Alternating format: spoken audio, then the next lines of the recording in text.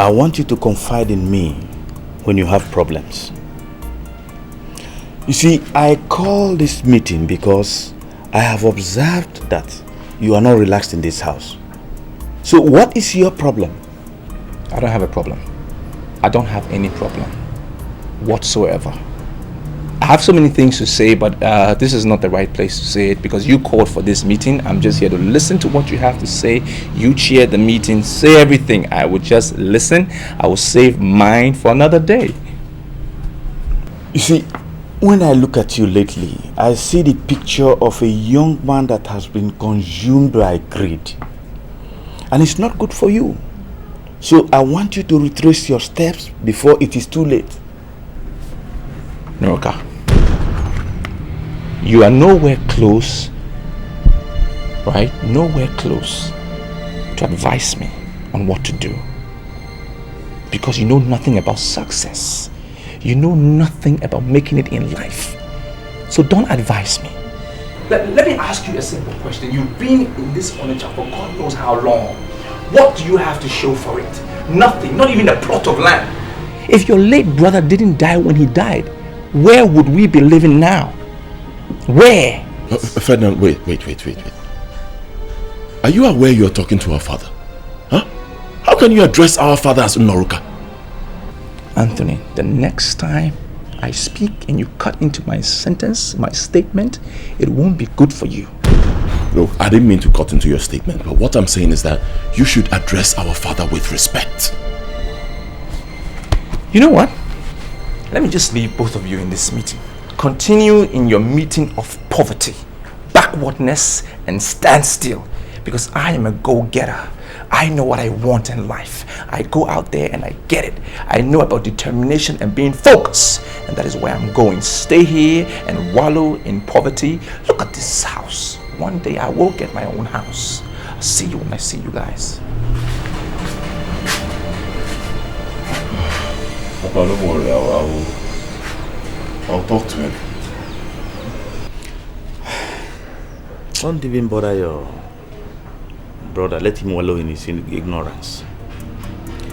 Let me tell you something. Those who don't agree will eventually agree. And when they do, they agree better than those who agreed right from the very beginning. Yes, Chief Ibanugo is my brother, but we don't really relate like brothers, you know, like siblings. Babe, that is what I'm trying to understand. How is that possible? How can you have a millionaire in your family and you not see it? You are at the bank of a river. Why would you decide to use your saliva to wash your hands? It doesn't make sense. What are you doing with Anthony? Wait, I don't understand what you're driving at. Are you having problems with your younger brother? For the fact that you're even asking me that question, I think is an insult. Because as low as my status is, I'm even on a better level than that idiot Anthony. Yes, I am. Let's think on a big level. Think like people of your caliber, babe. This your advice is totally misleading. So you're telling me to leave your younger brother? People say it's a woman's world. I say it's a man's world. You know why? Because a man can do anything in this life and get away. Women cannot.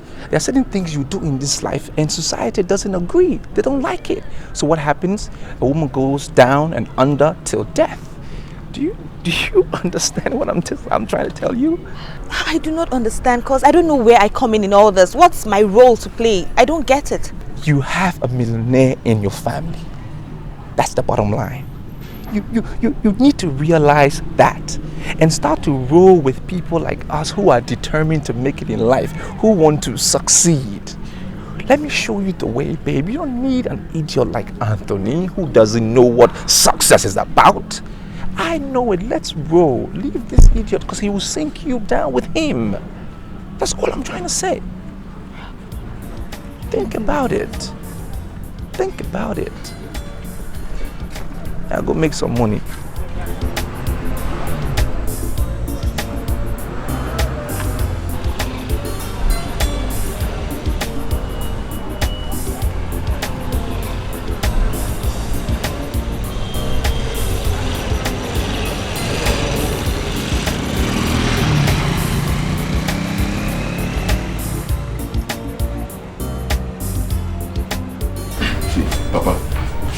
business is not one-sided. It's not.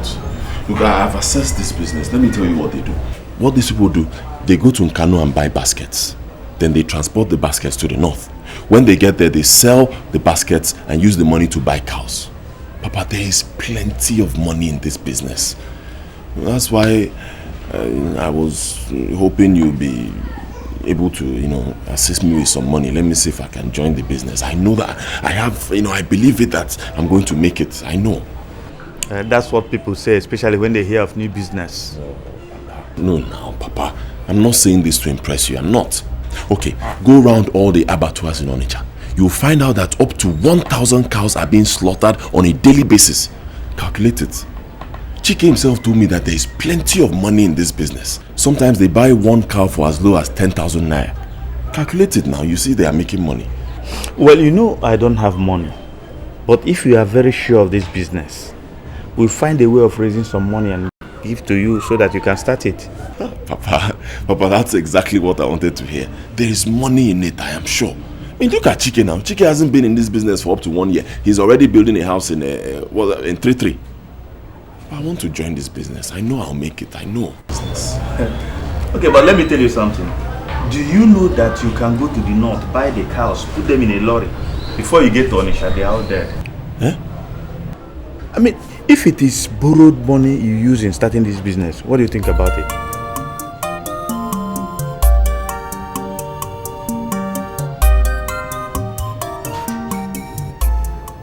I'm very happy that you've given me audience this morning, but I must apologize for coming to you with my troubles.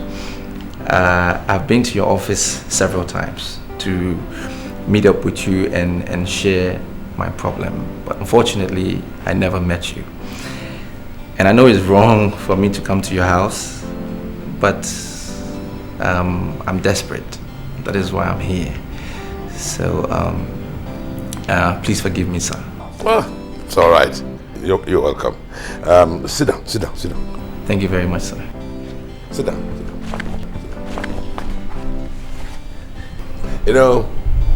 I was very impressed when I spoke to you on the phone. I am not surprised that you went all out to find my number to get this appointment. I'm not going to ask you how you got the number. Okay. But I know you young people, you will go to any strange length to get whatever you want. Thank you, sir. You're welcome. Okay. Well, the problem we have now is that I don't like doing business at home. You go to the office, meet my manager. I can assure you, I would have called him before then. Everything, he will handle it. Be rest assured. Thank you, sir. I appreciate it. But I was hoping you could handle my situation personally, because I know how managers can be sometimes.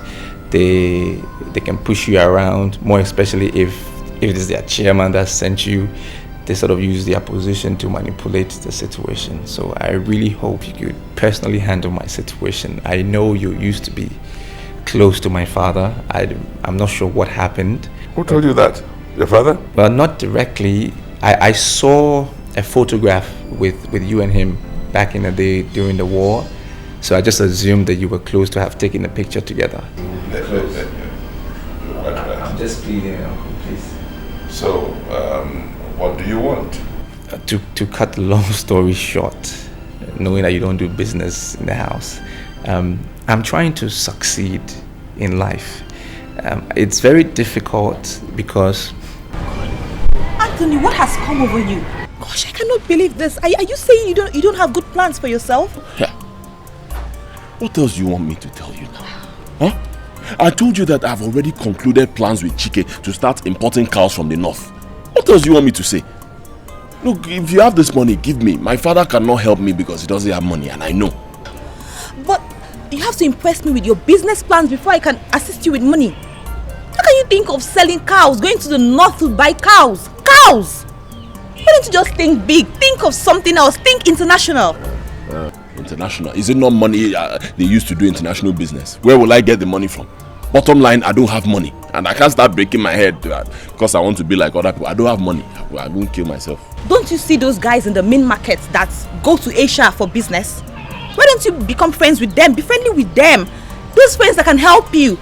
Why must you see only Chike that trades on cows? Look, I am seeing only Chike. Only Chike because there will be no customs to seize or impound cows. The business is straightforward. And let me tell you, don't underestimate Chike. Don't just underestimate Chike. Chike is already building a house in where is that? In 33. Yes, he's making money. Big money. God.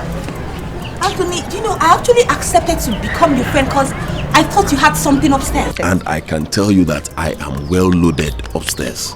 Well loaded. I can't start telling you lies just to impress you. I can't. Listen. Please, give me this money. If you have this money, give me and wish me well in business. Then sit back and see how well I'll do in this cow business. There's money in it too. I'm telling you, there is serious money in this cow business. At least if I don't know any other person, I know Chike. He's building a house in 33. So, there's money. Please.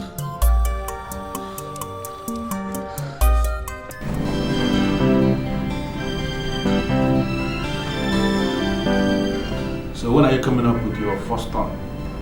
Which first turn? I thought you were going to give me the money. The minute you give me the money, I will just supply you in the shortest possible time. I should give you money? Are you sure you know this business? What do you mean, Mr. Manager? I thought you were going to give me the money so I can supply you. I know where quality goods are. The minute you give me the money hits my account. I will bring you the supply, and even those who've been supplying you, you will realize that theirs is not good quality. Mine is top notch. Just pay me and I supply you. Do you know I left everything I was to do? Came in here, sat down to listen to you because you came with a letter from the chairman. Yes. Now that I've listened to you, I can tell you authoritatively that you don't know this business, you are not ready for this business, and I'm actually thinking that you're wasting my time.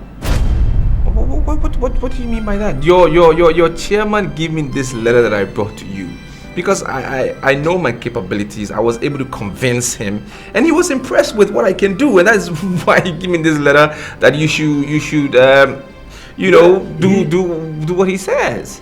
You impressed him.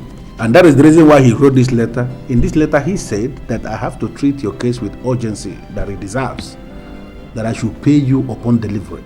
He never said I should give you money. He can't even say that because he knows that is not our standard. We don't operate that way. Sorry, are you saying that I should supply this big company materials and then you pay me back afterwards? Where am I going to find that kind of money from? Where am I going to get it from? With that your statement, I stand justified when I say that you don't know this business. You are not qualified to even come here in the first place. Listen to me. What you have to do is to go and look for money and come up with a supply. As long as your supply is good, exceptional, then you can be sure of your money. Even if you supply goods worth up to 1 billion naira, be rest assured that you are going to be paid. Money is not our problem here. We have excess of it. But you must make supply first, then we can pay you. Okay, if you say money is not your problem, it's the same thing whether I supply you first and you pay me back. You could equally give me the money and then I supply you. Money is not your problem. Just let me have the money and then I know where the good goods are. Ferdinand, we have a standard that we follow. You are not qualified to walk in here to change that standard. I don't have the money now. You go and suffer. Yes. Well, have you seen the young man I sent to you? Yes, sir. Yes, sir. I have seen the young man you sent, and I have already told him what to do, sir. Try as much as possible to give him required assistance. You see, his father and I were in the army together, and I really would like to help his boy. But make sure that of the quality he supplies before you pay him. No problem, sir. Already I have told him how we operate here. He knows how we work. Good. Feel free to get in touch with me whenever the need arises. Noted, sir. No problem. I sincerely appreciate it. Bye. Bye, sir. See, as a brother, you should be rest assured that you can confide in me. Tell me what your problems are, and we can handle them as men from the same village. You see, I don't want it to seem as if I'm complaining from place to place. The thing is that Ferdinand, my son, is turning to something else. So I want you to call him, talk to him, advise him. You are the godparent, so you really need to bring him closer, talk to him, advise him, especially when he is going astray. I was with him 3 days ago, and all he said never suggested that he was falling off track. I'm talking of somebody who lives in the same house, in fact, my son. Do you know that Ferdinand called me this morning and told me that I was not even qualified to advise him, just because, according to him, I failed to own a plot of land at Onitsha. So you really need to bring him, talk to him, advise him, and make him realize that money is not everything. If what you said is Ferdinand's offense, then I will tell you that he has committed no offense. He told me the same thing, and I saw reasons in what he said. Are you sure you are not the one that is encouraging him? Me encourage him? I never encourage him to say anything, but I know he's making sense. See, why must we advise young men?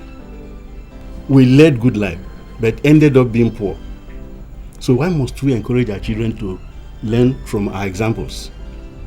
I know where Ferdinand is coming from, and it is only good that we leave children to do what their mates do in order to succeed. Okay. Let me tell you something. Please don't even call him and give him this advice. In fact, don't talk to him at all. A point must be made. Ferdinand is now a man and is thinking as one. What we need to do is encourage him. I am his godparent, and I'm happy with the position he is now maintaining.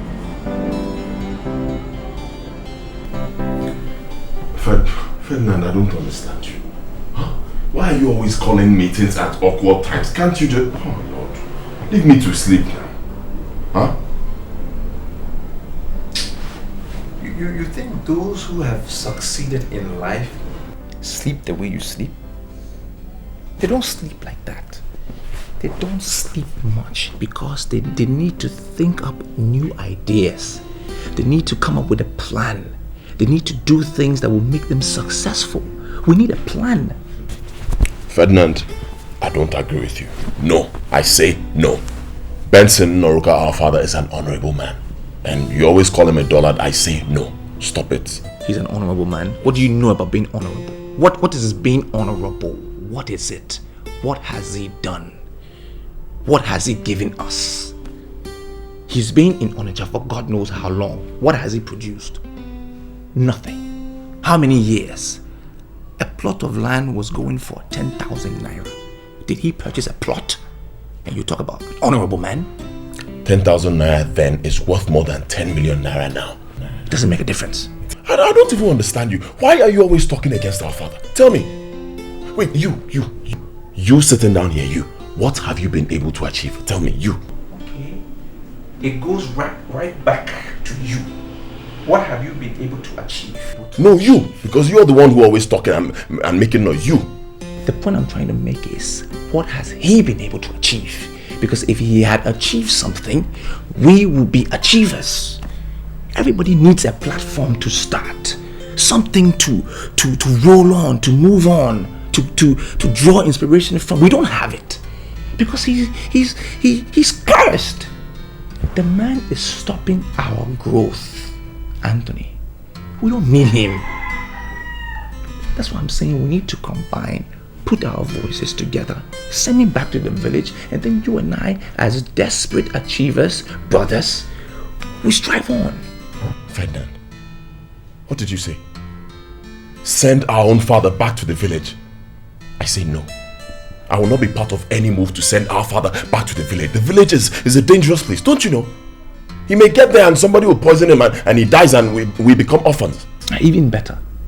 Even better. Are we not orphans already? Are you an orphan? Do you feel like you have a father? Well, I feel I'm an orphan. Who is feeding who?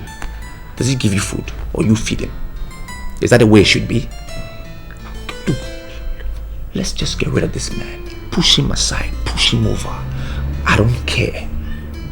Let's get rid of him and his bad luck. We don't need to be pulled down because we need to go up. That's where I'm going and I want to take you with me. Ferdinand, I think you've made your point.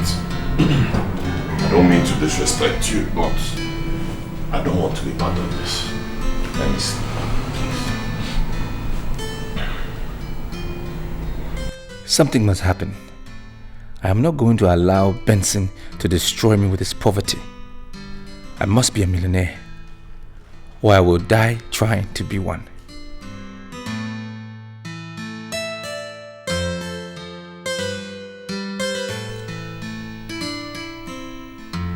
You disappoint me, Tonya. In this modern world, where men are buying cars and houses for their girls, you're settling for that pauper that sells cows. I never knew you loved meat that much. What kind of a woman are you, Seth? Helen, it's not about loving meat. Okay, I'm not just the kind of person that loves money. Money is not everything to me.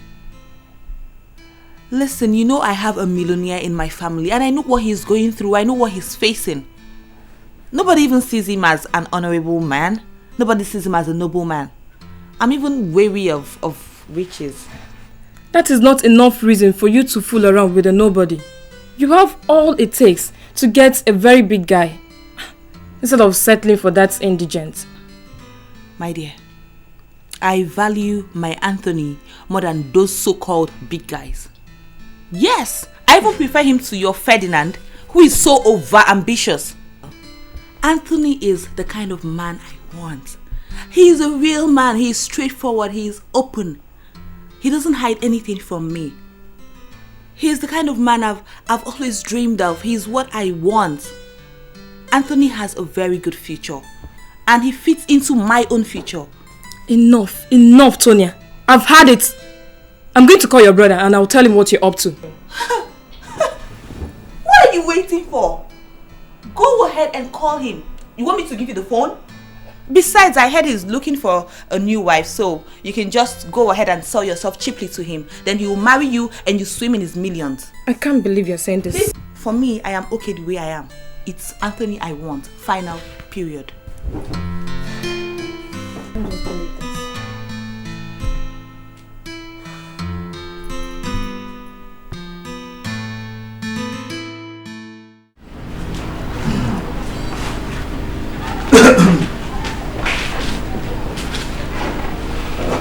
Now I can talk. What do you want?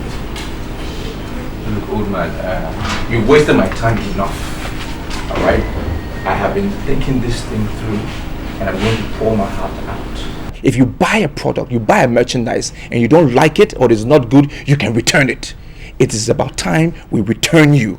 Go back to your village. I propose you go back. It is time. Go back and leave us alone. Wait. Are you sure you are still alright? I am very sound. I am very correct. Now, nobody sells a goat standing one place because the stupid goat doesn't stand one place. You have to find customers. Look, this is what people do in life. They don't even identify their own potential. They don't know what is good for them. Your hidden treasure is in the village. That is where it is. I can succeed here. It doesn't mean you succeed here. Go back to your village and stay there and just leave us alone so we can stop spending money at the hospital. Deal with some herbalist. Well, I'm sorry to say this.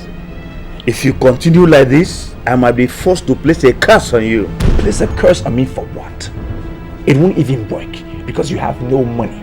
Anybody who has no money, the curse will never work. So I'm not even afraid. And I'm telling you that you need to go back to your village. These are the problems we have in life. People don't know where to place themselves. Their priority.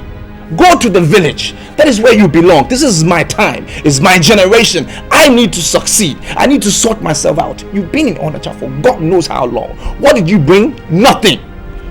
Return. By the time what you are planning matures, you are going to be the one that it will consume. I exempt your brother and I also exempt myself. You are digging a pit and you are going to be the one that will fall into that pit. Do you understand? Okay. My own is for you to go back to the village. Go back. That's where you belong. You've wasted so many years here. Now we have nothing to show for it.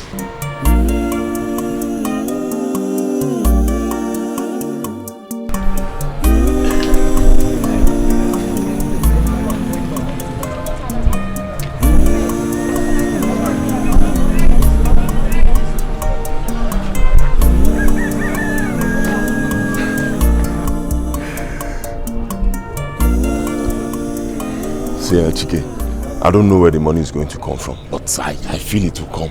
For some days now, my palm has been scratching me, so I have this strong feeling that somehow money will come.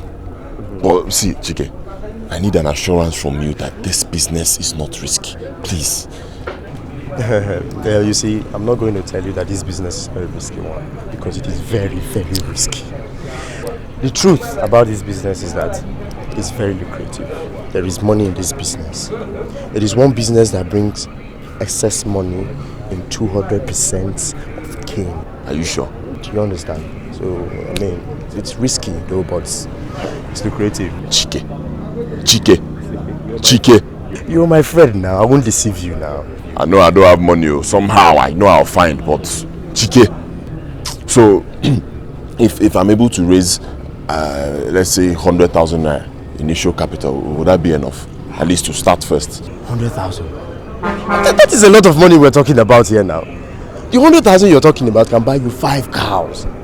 Yes, I mean, you see, there are people in this business that are buying 20 cows today that started with just 100,000.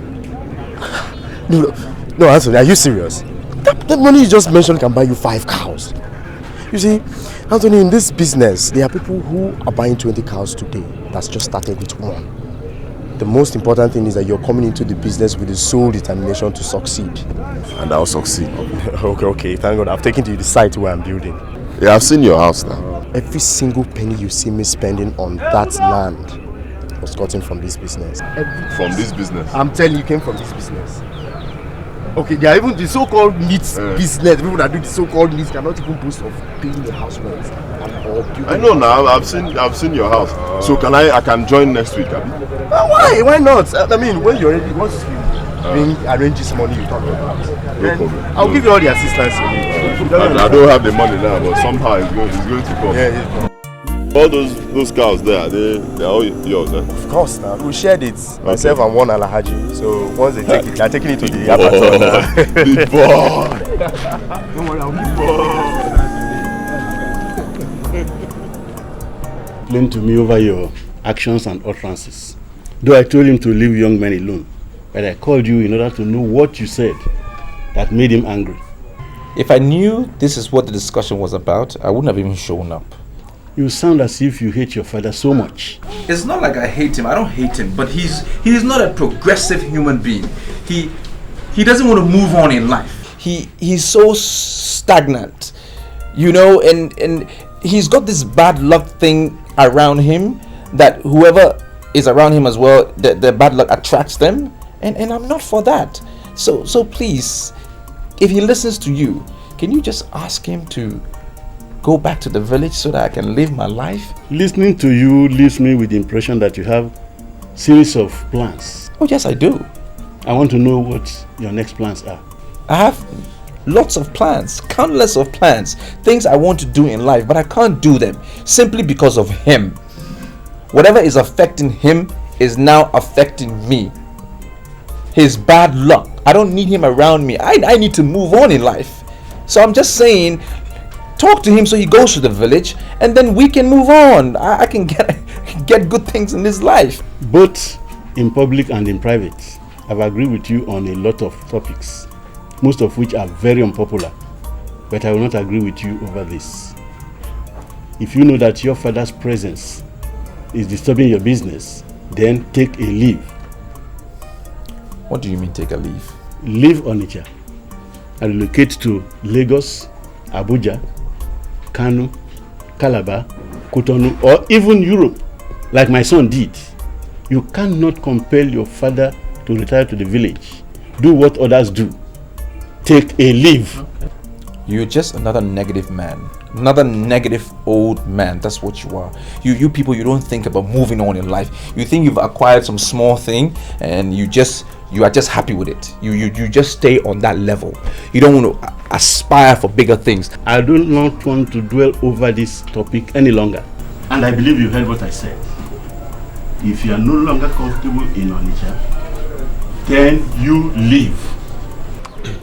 Chicken. Anthony, I'm not within Onitsha right now. Yeah, I'm in 3-3 supervising my breeding project. Yes, no, fine.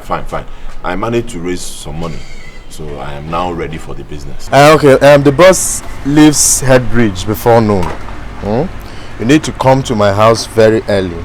Yeah, you come early. We need to take care of the money before the long journey to Sokoto. Huh? Yeah. Chiki, which one is take care of money? Take care of the money? I don't understand. I've packed the money in my box. What do you mean? Anthony. Okay, see, just try and come early to my house. You will not understand. I will explain everything for you in details when you come. Alright? You don't have anything to be afraid of. Okay? Okay. In this life, so much work to do. The beauty of life lies in dignity. Make you not take, say another get. Make you first to get. If you first to get. A dog will follow a pot-belly man for one of two reasons. Either the man vomits or desecrates. Whichever way, the dog stands to benefit. Chairman, that's why I'm following you. I know there are lots and lots of things that can happen that will make me gain. I mean, if I'm wanting, I stand to gain either way. You know, my boy, the first time I laid my eyes on you, I knew that you could be trusted. Thank you, Chairman. And this is why I have decided to get you onto greener pastures. Thank you, Chairman. Thank you.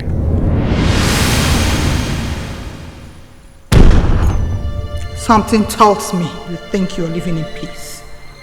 But I'm back again to tell you there's no peace for the wicked. Chairman, the lady standing there, she looks beautiful, but I think she's a witch. I need your permission. Should I get rid of her? Because I can do something. Just give me the word. The fly that has no advisor follows the course to great beyond. You are convinced you're near, but I tell you, you are still too far.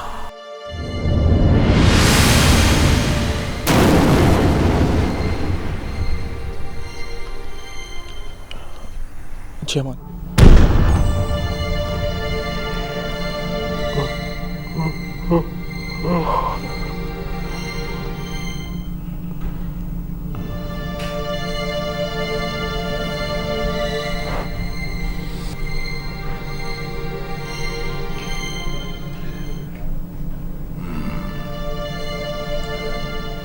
I thought we had silenced the spirit of this woman.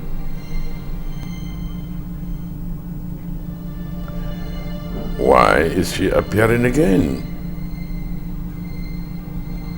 I am still too far. What could she possibly mean by that?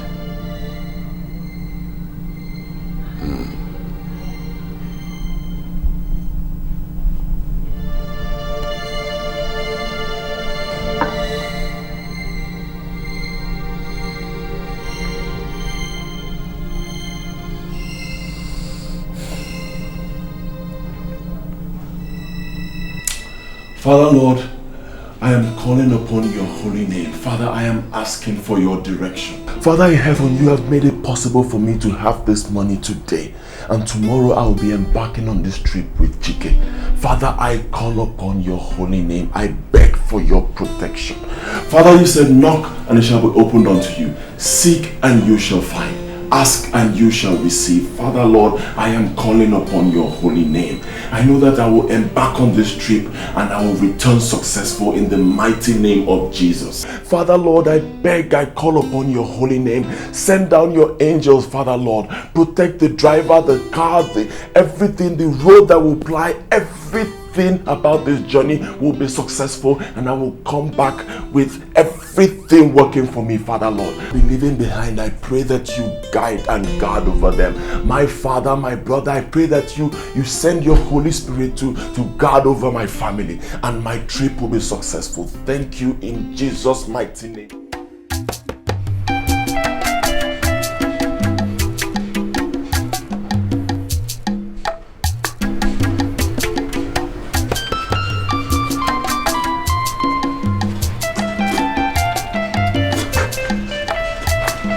Good morning. Morning. I'm on my way. On your way to which place? Papa, I told you I'll be going with Chike to Sokoto for the cow business now. Yes, the boss leaves Head Bridge by noon. Okay, so you succeeded in raising some money? Yes, so Papa, I was able to raise something small. Let me go and try now. Okay, my son, I wish you well, eh? Well with you. Thank you, Papa. Thank you, Papa. Go in peace, eh? Okay. Bye-bye.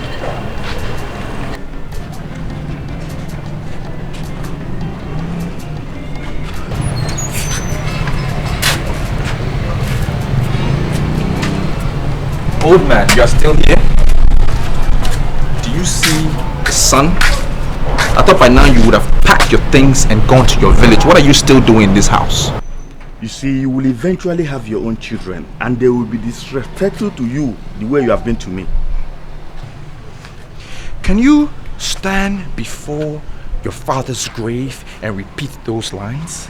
You cannot, because you know nothing about success. You don't know how to succeed in this life. You see, me, before I bring my kids into this world, I would have planned for it. I will plan for them how many I want, and everything they need in this life, they will have it. Because I will be prepared. You weren't prepared. You were just born in. Just like that. You know nothing about determination. I said pack your things and go back to your village. Return! Let me tell you something. Your children will eventually insult you the way you have been insulting me.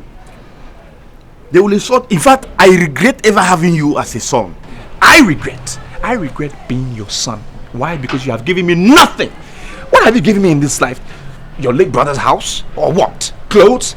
Even food to eat. I am the one that will give you money to eat. Have you given me money? What do you have?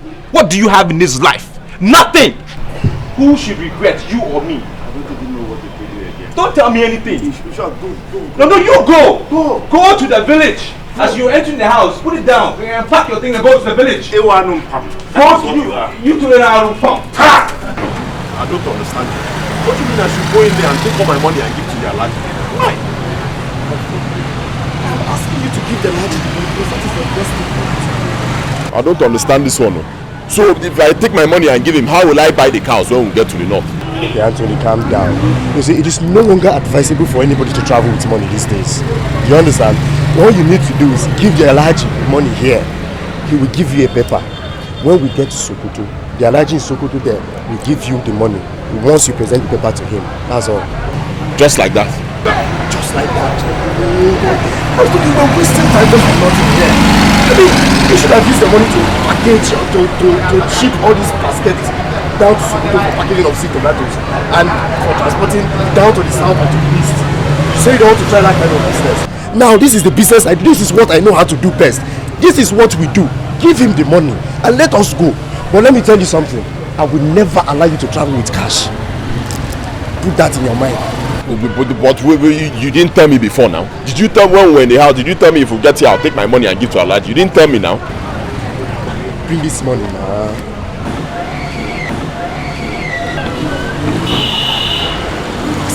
Wait.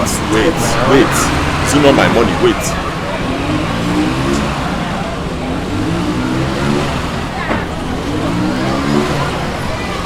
I don't understand this thing you're saying. You didn't tell me before in the house. No problem. Trust me.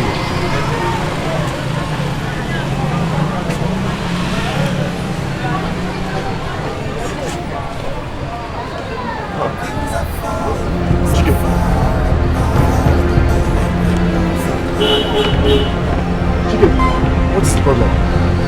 Hey.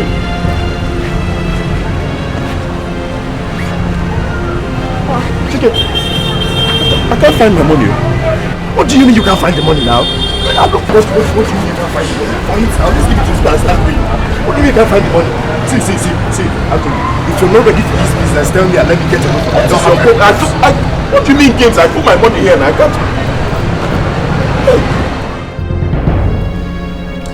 I cannot solve your problem until you tell me your problem. I know I told you that I work with the spirits in order to control other spirits, but I have not told you that I am a spirit myself. Santawa, I am beginning to have double mind about this your continuous claim of having control over spirits. You call me here to insult me? Santawa, I am not insulting you. I paid you all the money that you asked for.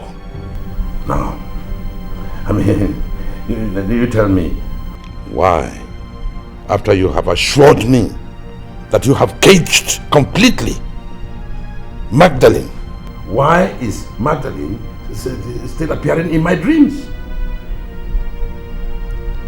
I asked you a question before and you refused to speak. Now I am asking again. What did you do with your wife? What business is it of yours? What I did with my wife? You are only an ordinary spiritualist who says that he works for other spirits. Then do the work. Face the work. And do it properly, instead of poking your nose into private affairs. Chief, you can intimidate others when you open your eyes, but you cannot intimidate me. If you want me to cage that woman and stop her from appearing again, then you must tell me what you did with your wife. You must!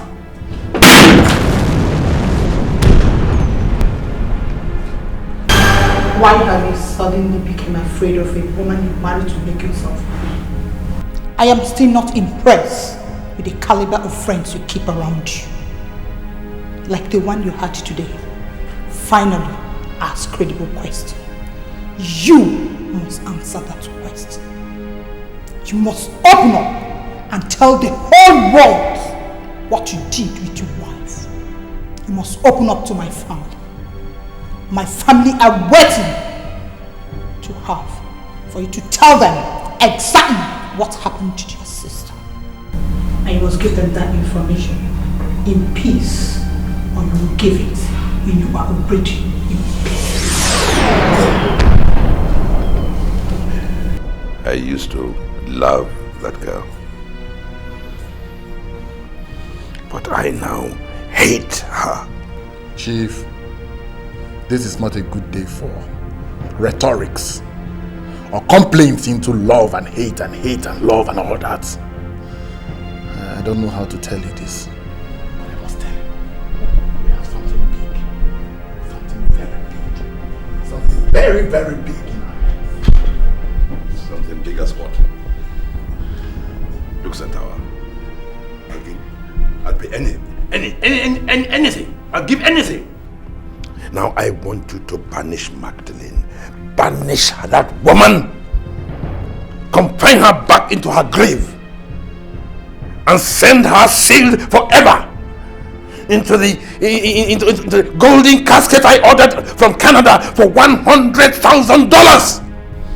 Chief, that you buried her with expensive stones instead of ordinary sand is of no use to me.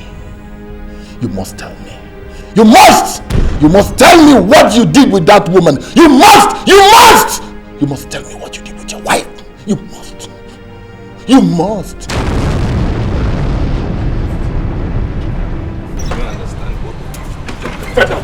Ferdinand, you're not going anywhere. You're not going anywhere. You stay here. We stay in the same room. You must tell me what happened to my money. Look at this small boy talking to me like that. Huh? Let me understand one thing. Between both of you, let me understand this. Are you looking at me as a thief? Nobody is saying that you are a thief. What he's saying is that both of you live in the same room together, and it is only natural that you should ask you whether you saw his money. And I'm saying I didn't see the money. I didn't see it. Why are you asking me? So what happened to the money? Look, if anybody should be stealing somebody's money, it's you guys. If there's any money in this house, it's in my pocket. Why would I want to take your money? Do you have money? There's no money in this house of laggards. Now listen to me. If I want to steal money from someone, it will not be from this brat. Fine. Call me a brat. I accept. If you want to kill me, but here you're not going anywhere. You must tell me what happened to my money, because I put that money in my box and it cannot develop wings and fly. It's not possible. If you think your money didn't develop wings and flew away, then maybe you should ask this old man. Ask him. We are 3 in the house. Pose the question to him. No, wait, Ferdinand. Are you implying that I opened his bag and stole his money? Are you implying that I opened his bag and stole his money? Do I look like a thief to you? Oh, you getting angry now because I've roped you in the situation? Am I the only one in this house? Anybody has money in this house is me. What is wrong with both of you? I give you money to eat. Do you? Figure your thing out and leave me out of this. Come, my son. Come. Wait, let me tell you. Don't cry like those who don't have hope. God knows the best. He knows why this thing happened. Maybe he doesn't want you to go into the cow business. Let's go in. It's okay. Anthony, it's okay. Let's go in.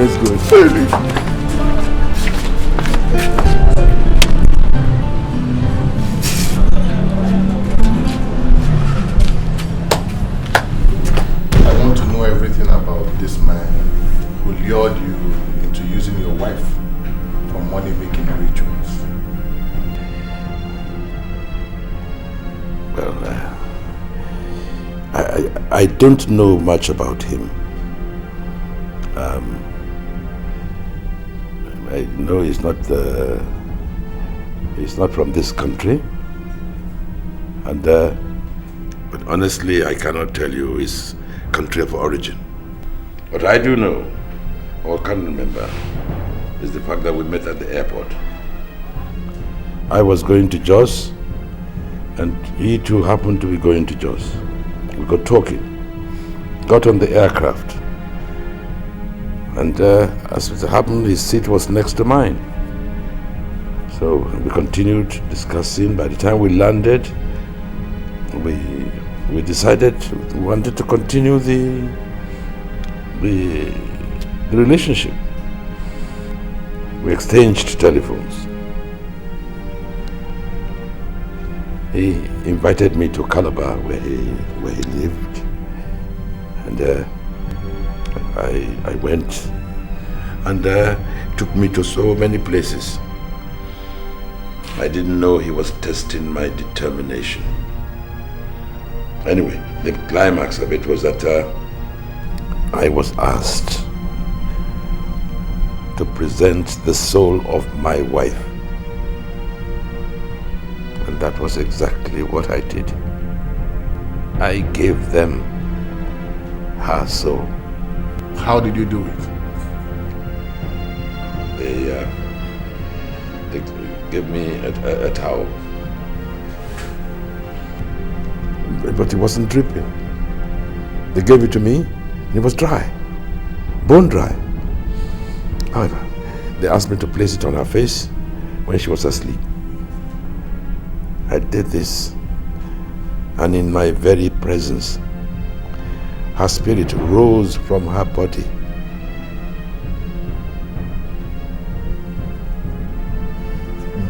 And she never woke up in the morning.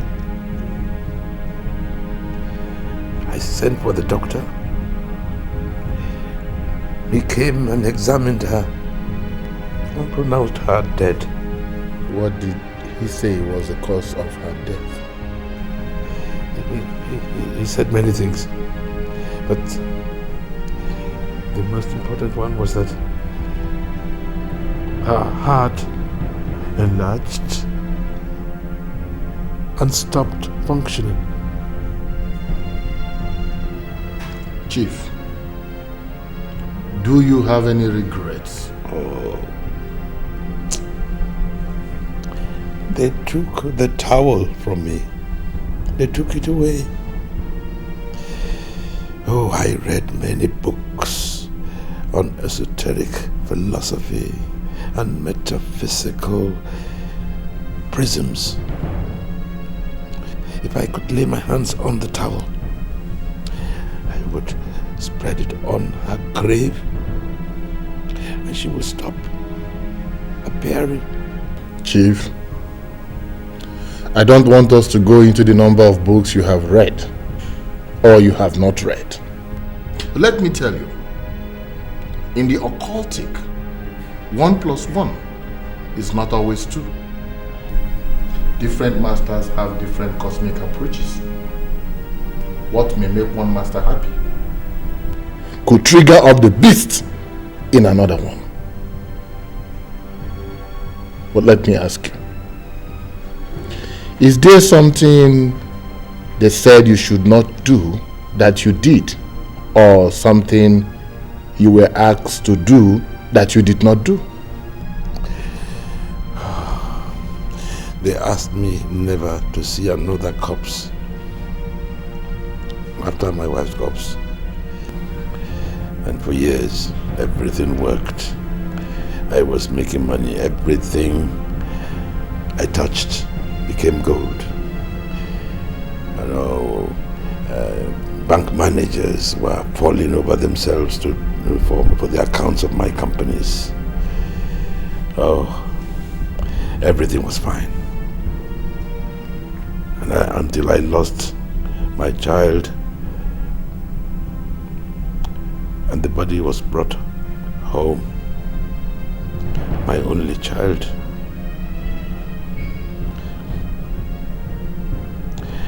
I wept. Oh, how I wept. I wept so bitterly before the cops. And it was after that Magdalene, his mother,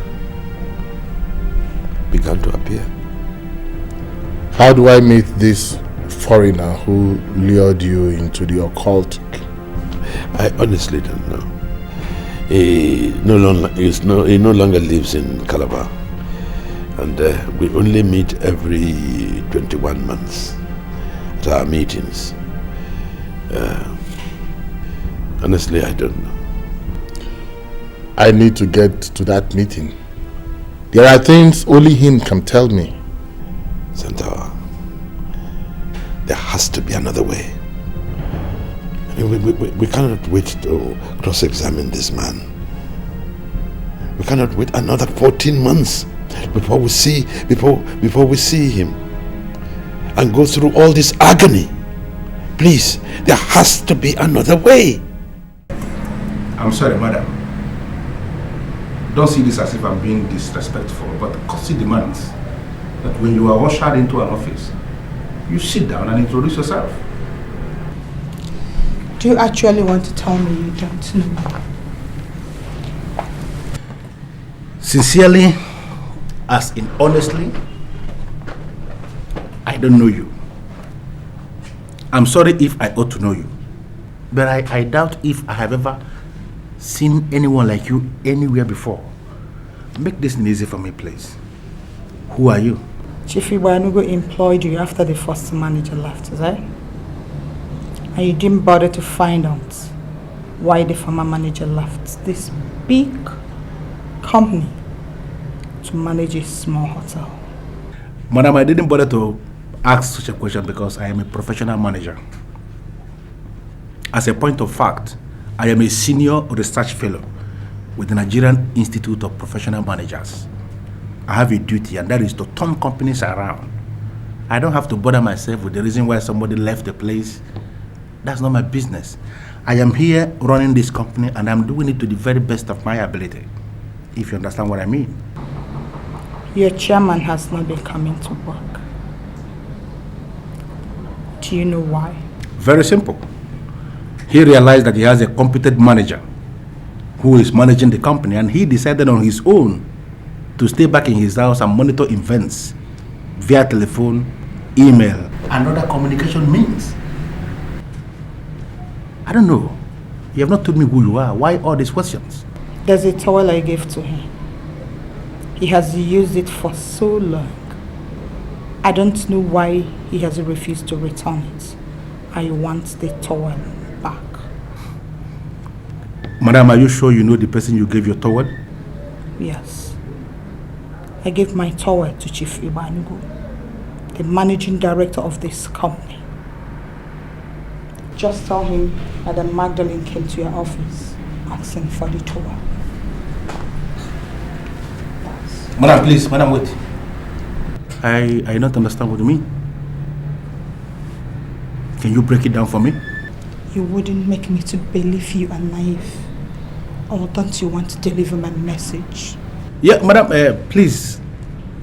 That's not the point. The issue here is that your mission is a known issue. I cannot discuss this very visit of yours with my boss. Yes, I believe, because I know you cannot lie. My boss may have borrowed your towel, but I can tell you confidently that he must have forgotten about it. So tell me the cost of this your towel and I'm going to pay you back. We cannot take this kind of trivial matter to the MD. You know what I'm talking about? Towel. Do you think you can pay for the towel? Madam, as long as you are sure that it was a mere towel that you gave my boss, then I can pay for it. Looking at you, I know you don't go for any towel. It must be designer towel. So you tell me the name of the designer of this your towel and I'm going to place an order for their latest design, their highest grade. It can be delivered in 2 days. Good. Don't you ever try to join yourself to something that doesn't concern you. Tell Chief Ibanugo that Madam Magdalene came to your office asking of the towel. Don't you ever fail to deliver my message. Thank you.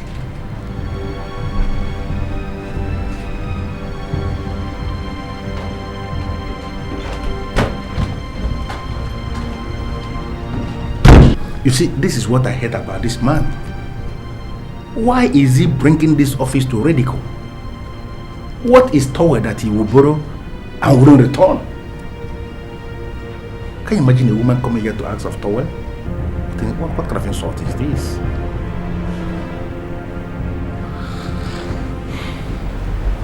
Anyway, I'm surprised that you and Anthony are the same parents. So if you don't seem to be in the same frame of thought.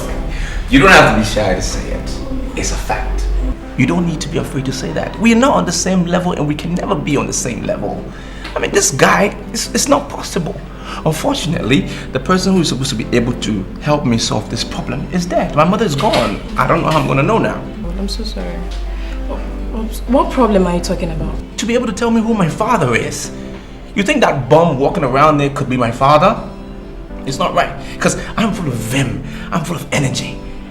Persuasion, determination. He has nothing to show for all the lives he's lived on earth. Nothing. He can't be my father. My father has to be a millionaire. Somewhere. I just need to locate him. I'm so sorry, Ferdinand. But don't you think you're making irresponsible and reckless statements here? I mean, you're indirectly calling your mother a flirt. And that is unacceptable to me. You don't speak evil of the dead. I am looking at it from a different angle. Okay, my mother was a very beautiful woman. And there is no way that she could have married that man. I don't know what he could have told her to make her marry him. I mean, he has nothing to show, and ugly at that. He's a bum. It's not possible. I really don't know what he said to get her to marry him. I don't know. You know what, Ferdinand? I'm no more enjoying this discussion. Just drink up. I want to go home right now. Wait, Helen. That's not what we agreed. We didn't say that you were going to go home. We agreed to come here, have some drinks, and then we'll check in the hotel room, remember? That's why I'm spending all this money. I'm not going to spend this money for nothing. We will go to the room. If I should go into this room with you, yeah, what can you do? I can do everything. Come on, don't be a child. We all know what happens in a hotel room when a man and a woman goes into a hotel room alone. That's what happens. Grow up. Huh? Chief, the only way we can end this cycle of appearance is to give her a man. She needs a man, and we must give her a man. Magdalene has never been a flirt. What do you mean by give her a man? Oh, I'm going to use the extraterrestrial power of Bermuda Triangle. She needs a man, a young man, strong, virile. We will sink him into her grave. And he is going to keep her permanently busy in the land beyond, that she won't have the time ever to get out here and disturb you. We will banish her permanently away from this place. Permanently? Permanently! Well, I cannot boast of understanding what you're saying. But if you say it will solve our problem permanently. Permanently. Ever since I started cleansing this land of abominations and sacrileges, such as you have committed, a chick has never died in my hands. I am going to arm the young man with the oil of Sutra and the rod of Pharaoh. And he is going to continue to wet her ties in the land beyond, that she will be too busy engaged with him. She will never appear here. We are going to banish her forever. Remove her from here permanently.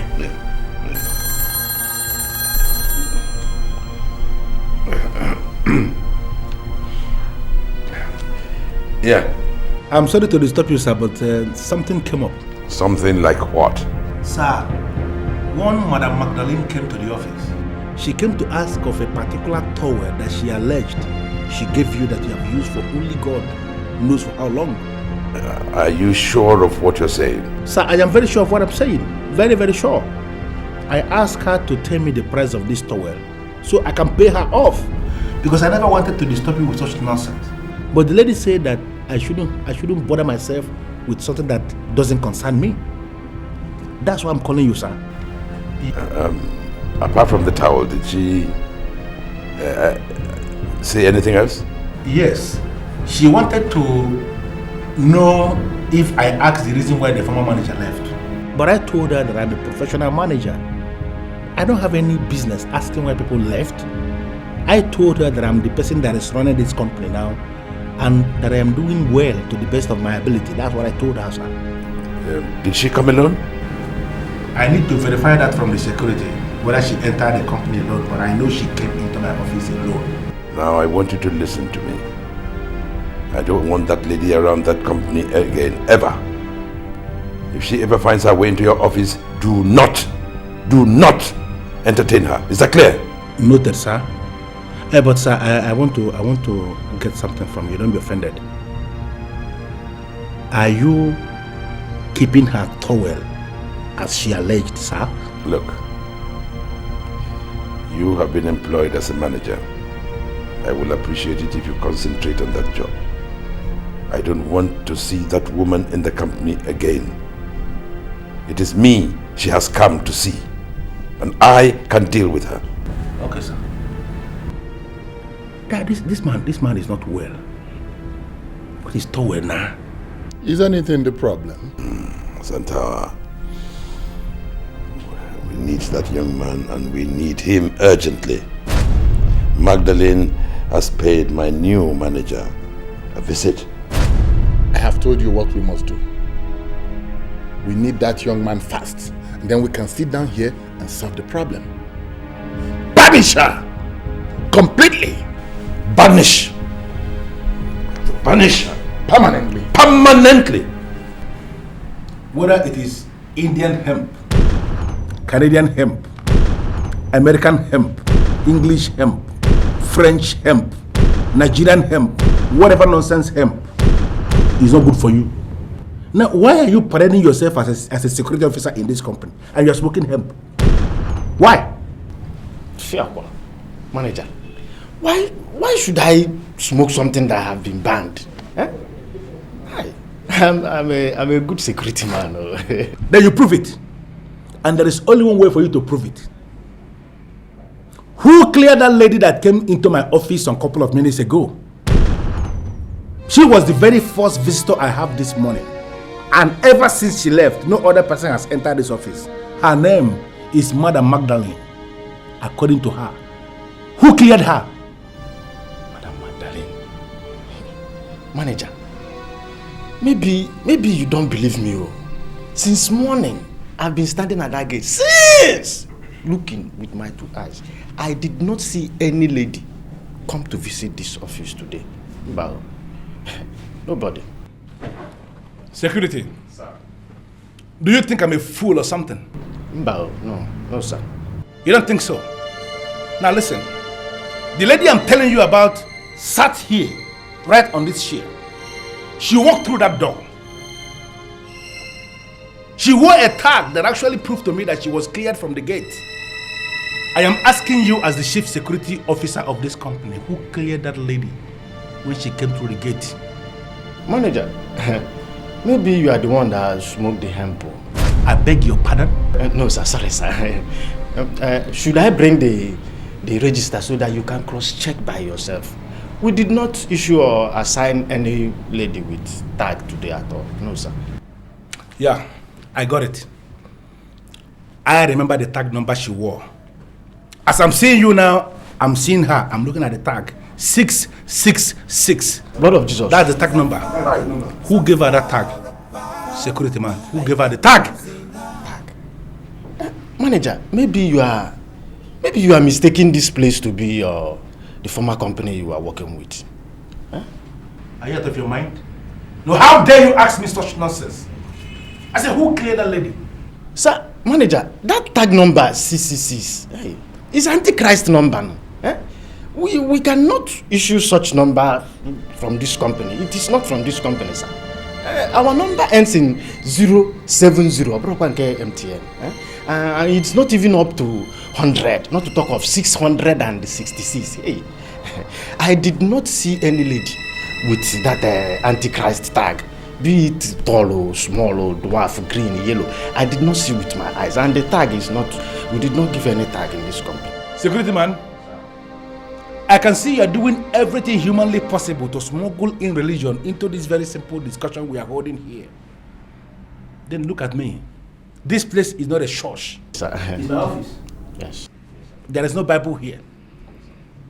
Now I have my own idea of religion, which is different from whatever idea you hold on that same subject. Security man, if you don't mind. CAZ. Get out, my friend. Hey, sir. No, because we did not see any. What is going on? Does it mean I am suddenly up against the Antichrist? Antichrist? Is she a woman? Or a man?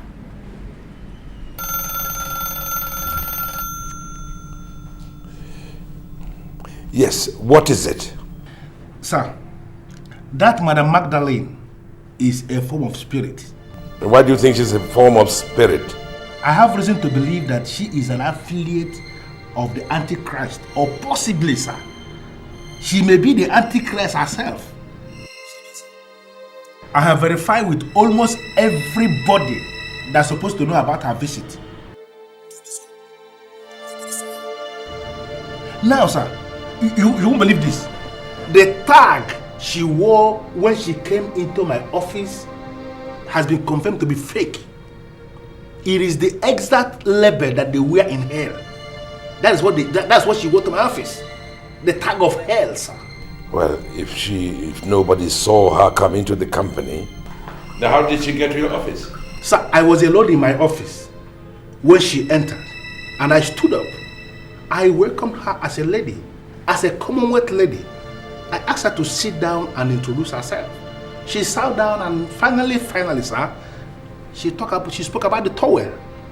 I don't understand what is going on. And why did you think that the tag on the clothes he was wearing is direct from hell. Sir, I'm sorry, but I don't know if you went to Sunday school when you were growing up. But I can tell you that the tag she wore to my office reads 666.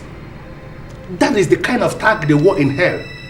That is the number of the beast of the book of Revelation in the Bible. That is the tag they wore in hell. The antichrist that is coming to destroy the world. I don't know, sir, if our company has been labeled as the very first company that they are going to destroy or something. I don't know what is going on. Well, Mr. Manager, I want you to listen to me. There is nothing going on. Magdalene is not a spirit.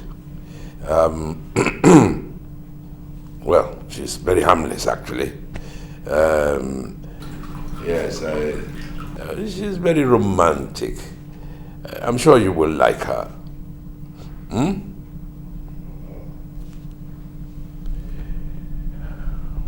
Shaman, are you sure that this lady is romantic? Pull my leg.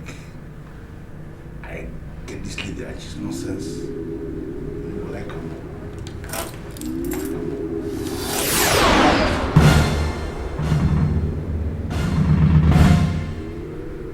What is going on here?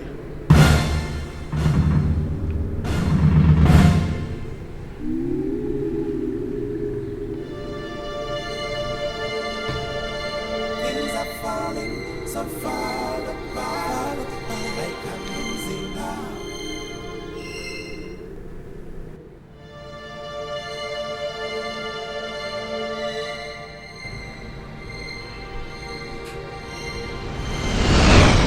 Chief Ibanugo employed you after the first manager left, is that? And you didn't bother to find out why the former manager left this big company to manage a small hotel. I am the son of my father and I refuse to be intimidated. I am not antichrist. I don't know antichrist. I don't know why materials of antichrist will be flying around my office. You don't know me. I don't know you.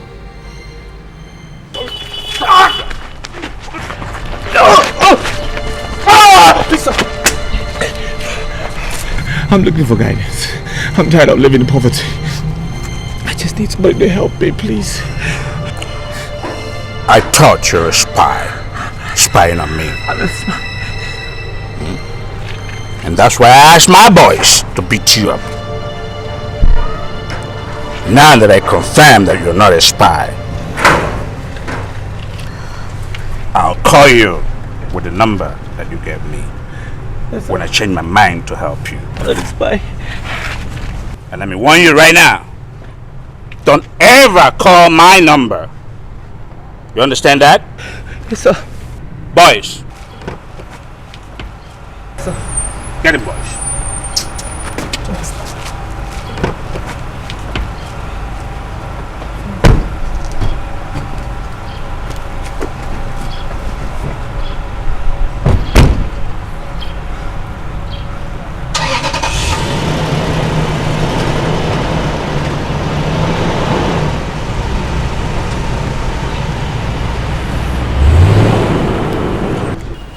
As humans, we are prone to mistakes. I'm holding it as a huge mistake on your part for accusing Ferdinand a thief. See, Uncle, I'm not accusing him for nothing. Ferdinand and I stay in the same room. So if my money gets missing, who else will I suspect if not him? Yeah. This is natural, but not in all cases. Are you 100% sure that Ferdinand took your money? Can you stand before a deadly shrine and swear with your life that it was Ferdinand who took your money? No, wait, what are you insinuating? That Anthony doesn't know where he kept his money? Or that I in Noroka stole it? I haven't said that. I'm saying that Anthony must be sure that it was Ferdinand who stole the money. Because when the leg goes astray, it can be retraced. But with any pronouncement, it enters into bone marrow and can be referred to years after. Only two of them stay in that room. There is no way money will miss without Ferdinand knowing about it. I haven't known Ferdinand to be a thief. Anthony just told us that he put the bag in Chike's room and then entered his toilet to use himself. Can we now say with every degree of certainty that it wasn't Chike who stole the money? I mean, why are you accusing your brother of stealing all your money? Please, I want this accusation stopped before it tears your family apart. Uncle, wait. Are you trying to say that it might be Chike that stole my money? I haven't said that either. But if the police are involved in this matter, Chike will be tortured more than Ferdinand. Because from the evidence within us now, he is the number one suspect.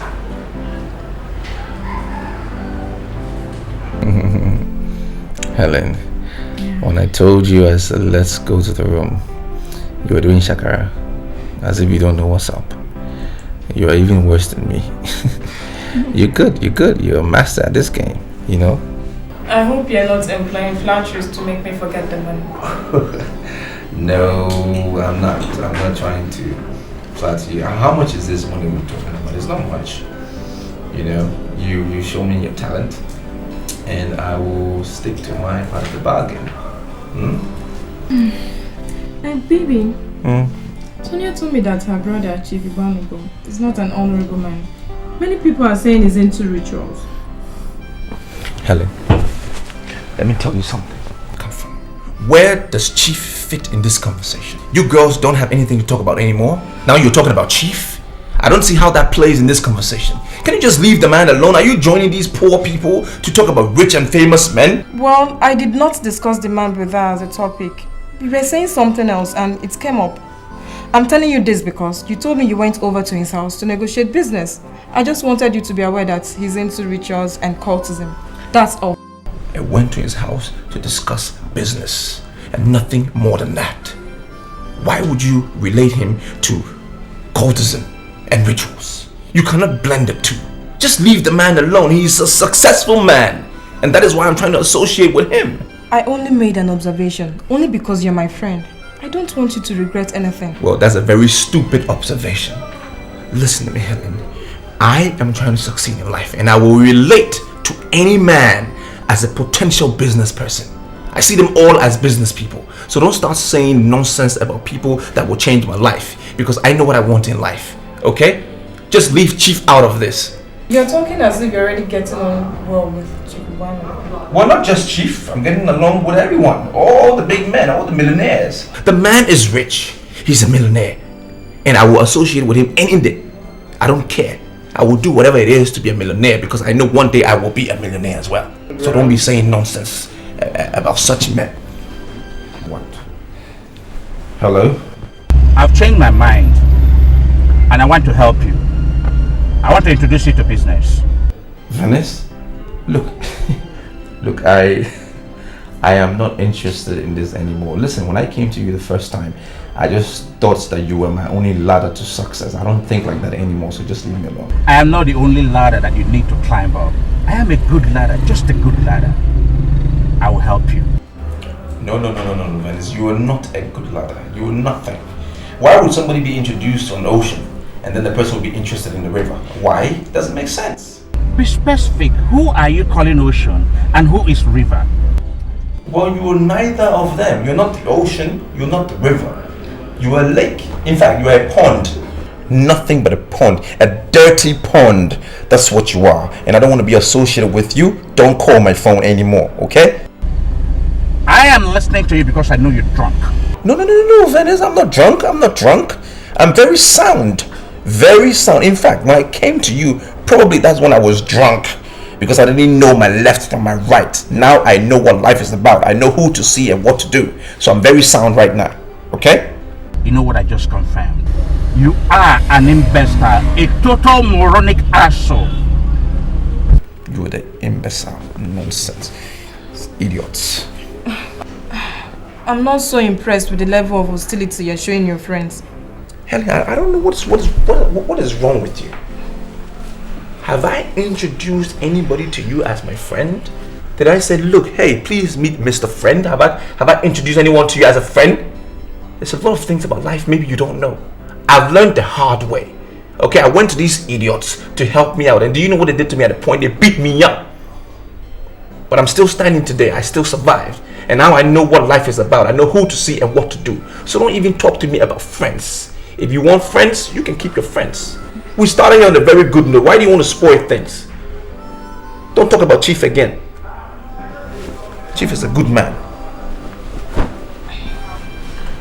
Vincent, you worked in that company before you came here to be manager of this hotel. And I know you know certain things. That's why I'm here. Well, Larry, it depends on what you mean by certain things. I will resolve in my heart never to discuss that company with anybody. But Vincent, I am not just anybody. I am the manager of that company now. And I took over from you. I want to know the reason why you left. Must I tell you why I left? I met the company in shambles. Did all within my powers to revive it. It wasn't working. I did the honorable thing, walked away. And for the records, I left on my own. Yeah, of course. I know you left on your own.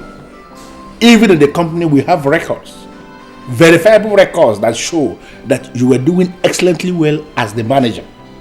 I came here to know the reason why you left that company to come and be manager here in this hotel. Mr. Larry, there are certain questions you don't ask a man.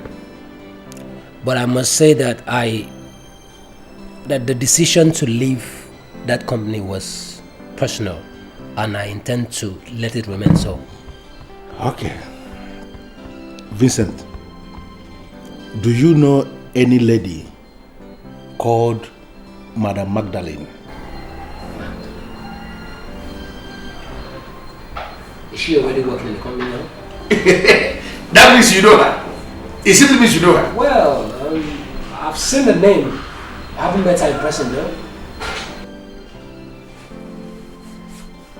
May I know where you saw the name?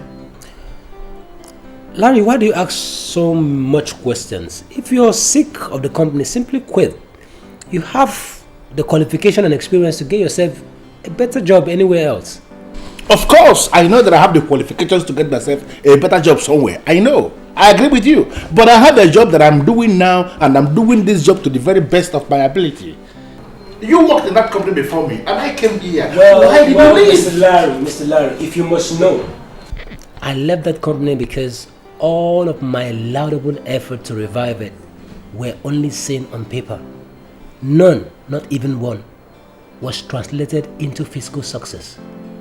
The height of it was that one morning, I got to my office and met a very strange letter waiting for me right on my desk.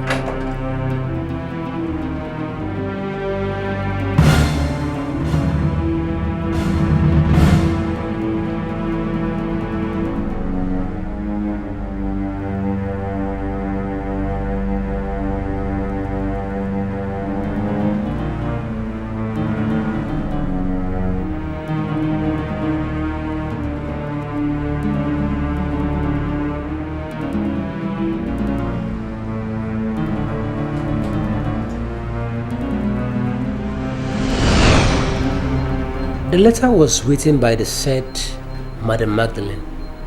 She told me I cannot run where angels dread to walk. You cannot run where angels dread to walk. What does that mean? Honestly, ghost people covered my whole body when I read that letter. It became obvious to me that I was up against some strange forces. I told my dad about the letter and he asked me to quit the job. Now, Vincent, I'm sorry, I want to ask you a question because there are some issues that I've been trying to resolve since morning. And I want to know what you think.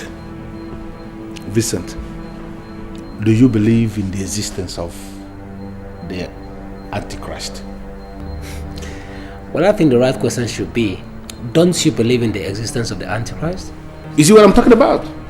That's exactly the headache I've been facing since morning. Everybody is talking of antichrist. Larry, Vincent, why are you making a concerted effort to smuggle in religion into this very simple discussion we are holding here? Does it mean that you, as a manager that I trust so much, a competent manager like you, don't you know the difference between religion from simple science of business management, company management? Larry, calm down. Do I sense anger here? Why are you getting angry? I am not angry. And I can tell you authoritatively that I don't ever get angry. This man that they are seeing here, I have developed my telepathic energies, my telepathic parts. I don't just get angry. I'm just concerned because this morning everybody seems to be talking of antichrist, antichrist, antichrist. Even you here now, we're holding this discussion, you're still talking of this antichrist. I don't know what is going on. Now, you say that this lady wrote a strange letter to you, Madam Magdalene. Can you look me in the eye and confirm to me that this Madam Magdalene is an affiliate of this antichrist? Or can you possibly go berserk and tell me, confirm authoritatively? Or can you possibly go berserk and confirm to me that the said Madam Magdalene is actually the very antichrist herself? Can you say that? Larry, you are beginning to sound really weird. And I'm losing interest in this conversation. I'm so sorry, Vincent. I'm so sorry if that is the impression that you have. I'm so sorry about this. But I just want to understand what is going on. You said that you came into your office one morning and you saw a strange letter right on your table. And this letter was written by Madam Magdalene. And then goose pimple ran down your body. And then your father advised you to leave the company. And then you left the company. Is that not what you said? That's exactly what I said. Do you have a problem with that? I don't have any problem, but you have to do me a favor as a colleague and as a friend. Go to wherever you kept that letter and bring it. I want to read the letter myself. Man, I don't understand you. How could I possibly file a letter my dad confirmed to be evil? What's wrong with you, man? Your father is not here. But automatically you have made your father to be part of this meeting. Because every time you're talking about your father. I want to ask you, I want to know more about this, your father. Who is he? Is he a telepathic expert? Or is your father a native doctor? Is he a voodoo expert or something? And who is your father? How could he possibly see a letter and then conclude that the letter is evil? What powers does he have? Your father, I don't know him. Who is he? Your father, who is he? Tell me. Miss Laurie, it's obvious that you and I don't share the same belief. And I must tell you that this meeting is over. Okay? I have to get back to work now. The company that paid you so much money is in shambles. And you're telling me about work. What other work do you have that is bigger than this work? Larry, I've got to get back to work. This is work. Have yourself a nice day. No, but this is work.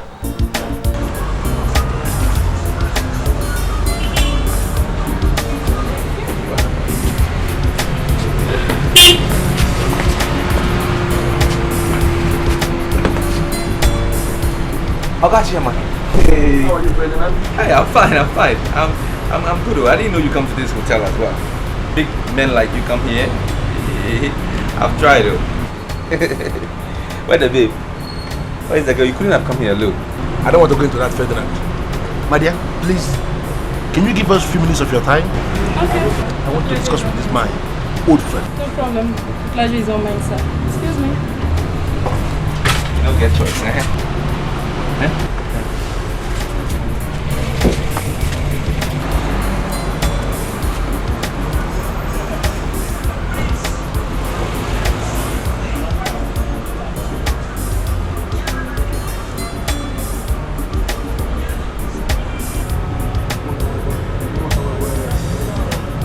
Yes, manager. Chief Ibanugo told me that you are the son of his old friend.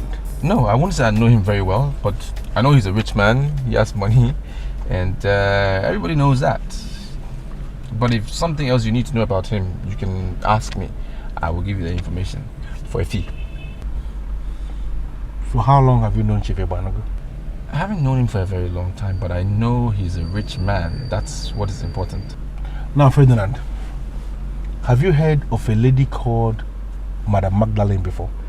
No, I haven't heard about anybody like that. But is she rich? She has money? Well, maybe she's not even rich, because I know all the rich people in this town. If she had money like that, I would have known her. I'm attracted to rich people. I just know them. Do you know, that very first day you came into my office, yeah, I concluded, I saw it clearly, that there is something wrong with your psyche. You are still showing me that same impression here.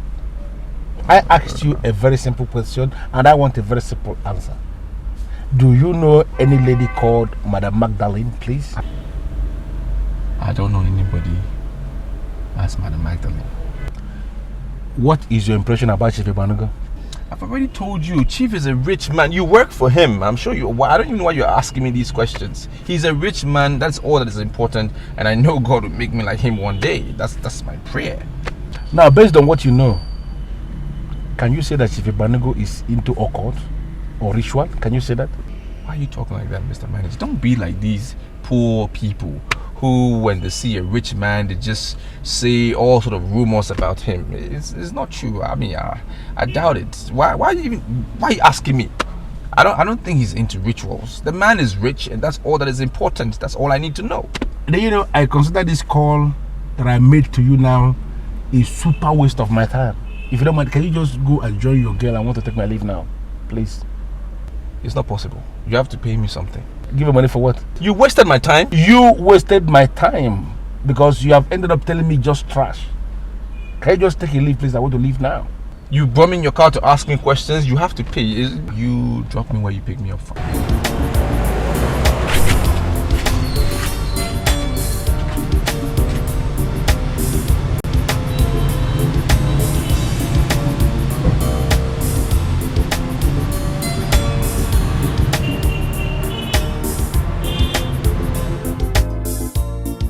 I gave you all the money I saved over the years, and you promised me you were traveling. So what are you still doing in Onitsha?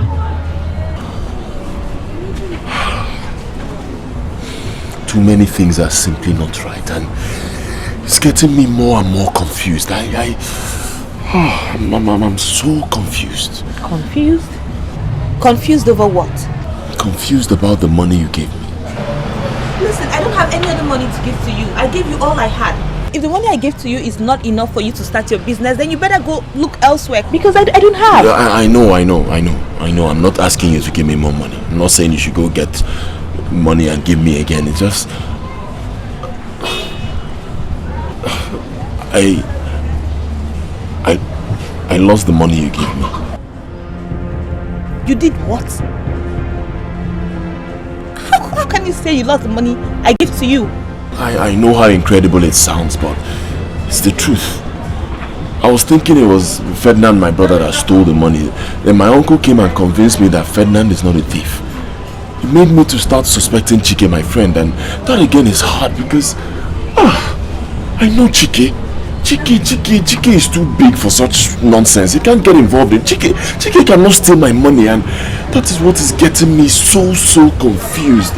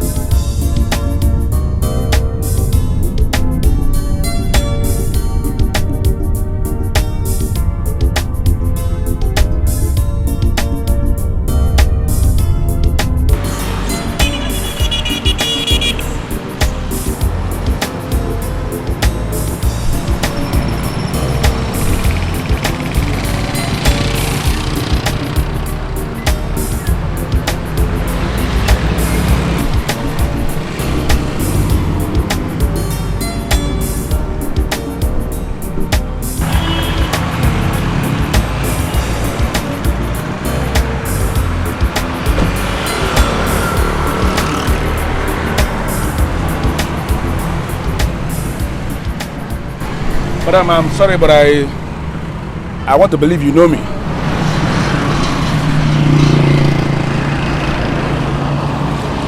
the father read the letter and advised her to leave the company? Is it because you don't have a father that you are running from pillar to post looking for the antichrist?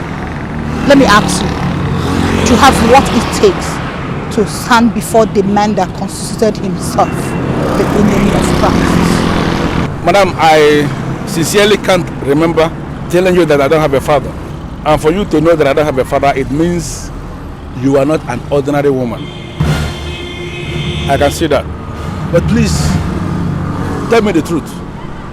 Are you an affiliate of the Antichrist? Or possibly, are you the Antichrist in flesh and blood? Only fools make efforts on the efforts made by others. You cannot be smarter than the angels. By the way, who are you to succeed where angels failed? Wait. Are you the angel that failed, or are you the very authority that is forcing angels to fail? Are you? I'm very impressed by your zeal and your exuberance. Thank you. But I will advise you, open your eyes and see, before it becomes too late for you to see again. But my boss told me something when I told him that you came visiting. He said that you are an expert when it comes to romance. And looking at you as you stand here now, I can see the reality of that statement. Because you look like the very romance in flesh and blood. Look at your eyes, looking so sexy. You know, looking so honey. I am equally an expert in romance. And there are several things I can do when the doors are closed. You know what I'm talking about? Could you please give me your telephone number? You know, the sun is much. We can't say much here. But if I have your number, there are lovely things I'm going to tell you over the telephone concerning love. You know, love. Love and hatred has a very tiny line in between them. Get to know the true color of the line. Then you and I can settle for the romance of contract. Good day.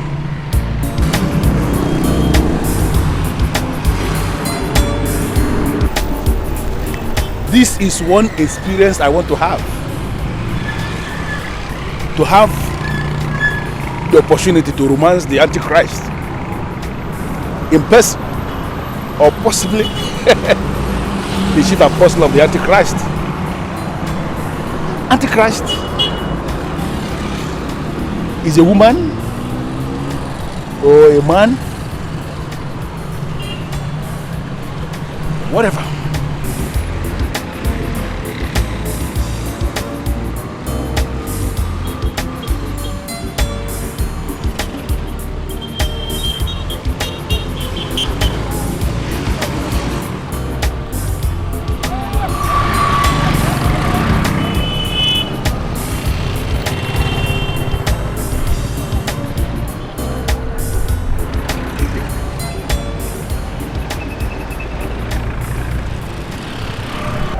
See, you are the last person I expected to visit me. I'm really surprised at your visit. And why should you be surprised at my visit? You and I were in the army together, and people knew us as friends. Or are you saying that I'm no longer your friend? Yeah, we were in the army together, and you are such an excellent soldier. No. But all that is history now. Exactly. We are now in different divides of the world. You never really visited me. You can't say you don't know what I'm talking about. Well, let's forget about that.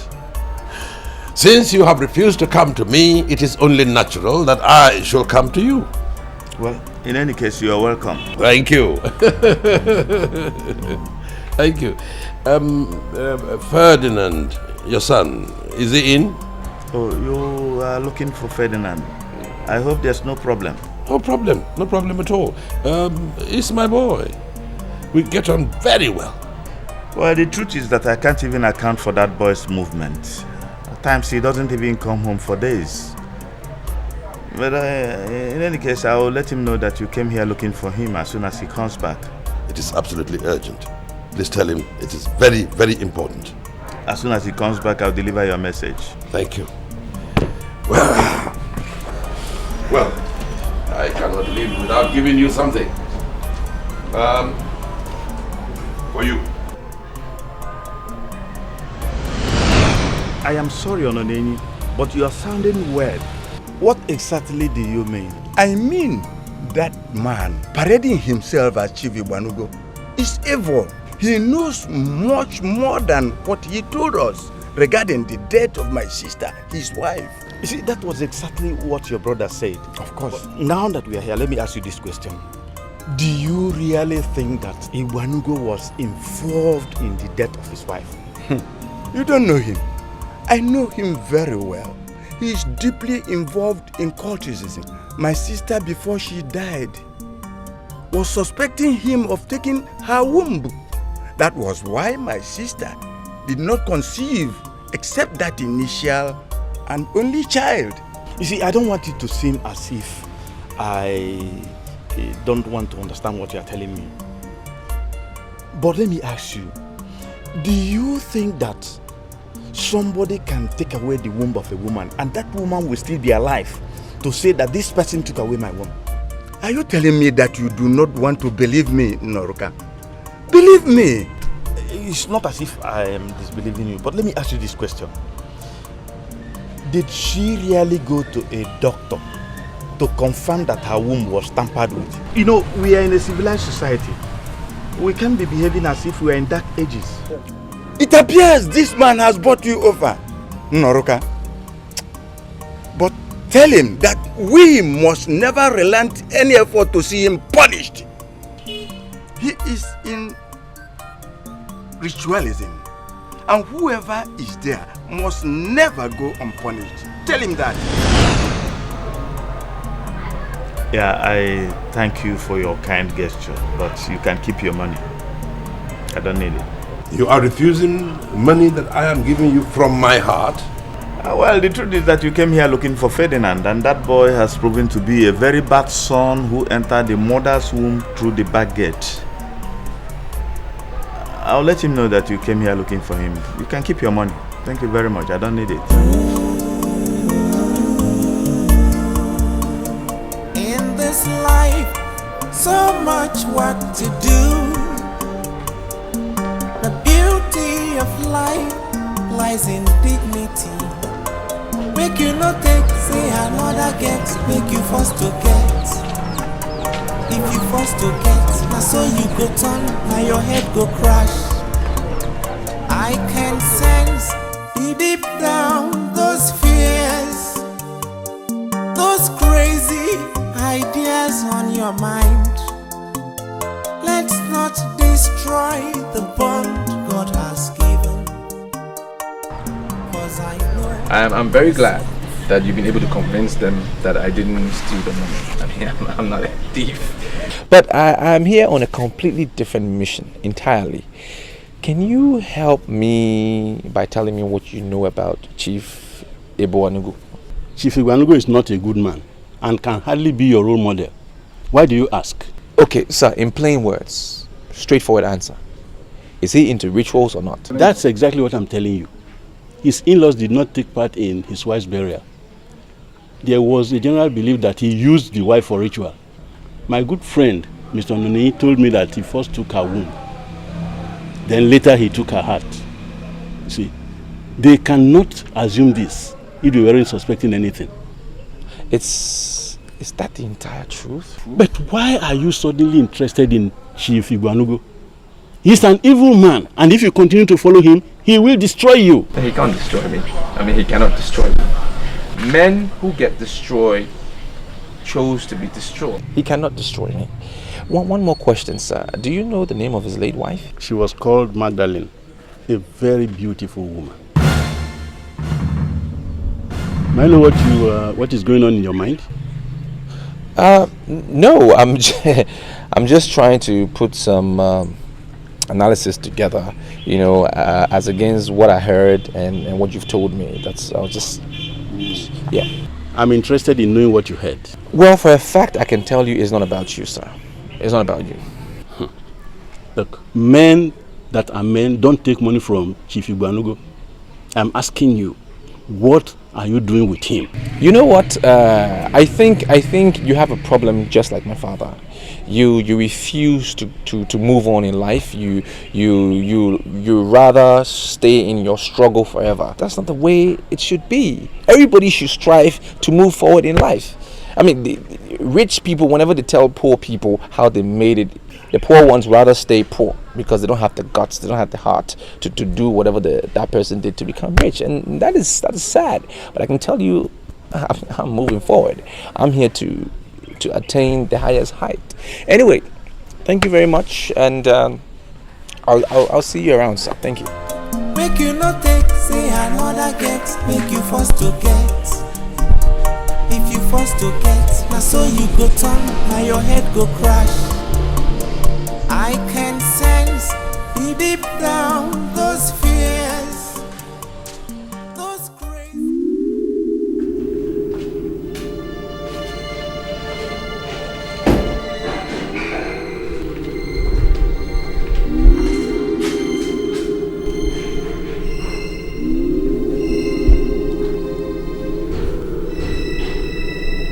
I still remember the lovely things you told me the first time you came to me.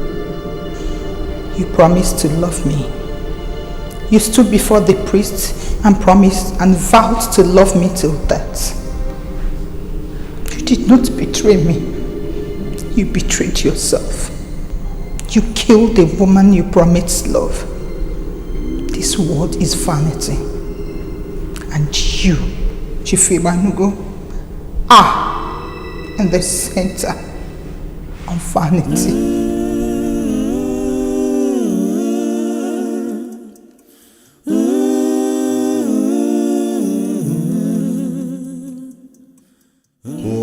I'm going to use the extraterrestrial power of Bermuda Triangle. She needs a man, a young man, strong, virile. We will sink him into her grave. And he is going to keep her permanently busy in the land beyond, that she won't have the time ever to get out here and disturb you. We will banish her permanently away from this place. Permanently? Permanently.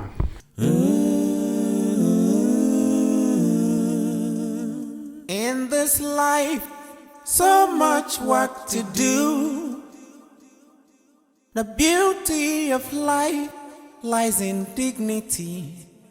Make you not take, say another get, make you forced to. I cannot say that I know much about rituals and spirits. But if I may advise you, with what is happening now, leave that company. Huh? Uncle, why are you saying this? Why are you repeating what everybody is saying? Uncle, this company is a company that I met on the verge of collapse. The company was about to die. And I was able to revive this company. As we speak now, the company is beginning to gather momentum. The company is picking up. Why are you asking me to leave when you know that it is not professional for me to leave? I am a professional manager, Uncle. Professional managers do not leave a company anyhow. There must be a reason, and there is no reason for me to leave. Why are you asking me to leave when I'm doing well, Uncle? I am talking to you as an elder. Yes, I know. What I see sitting in my living room here as also Abadeli Bife, you cannot see. Even if you climb a tall tree. I heard that this woman was killed by her husband. And how burial was shrouded in controversies.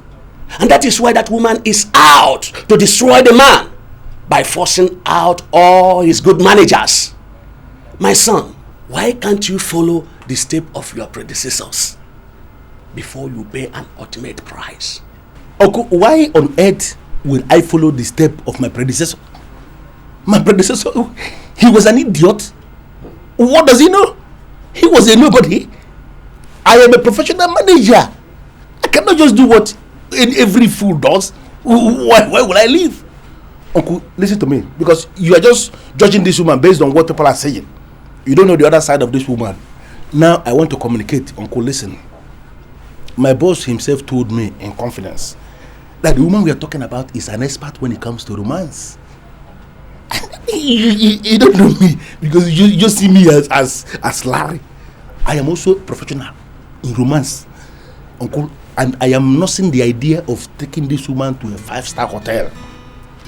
Uncle, I'm not going to be heartless to take her to any nonsense hotel. It's going to be a 5-star hotel, and I'm going to expose this woman to the kind of romance she has never seen in her life behind closed doors.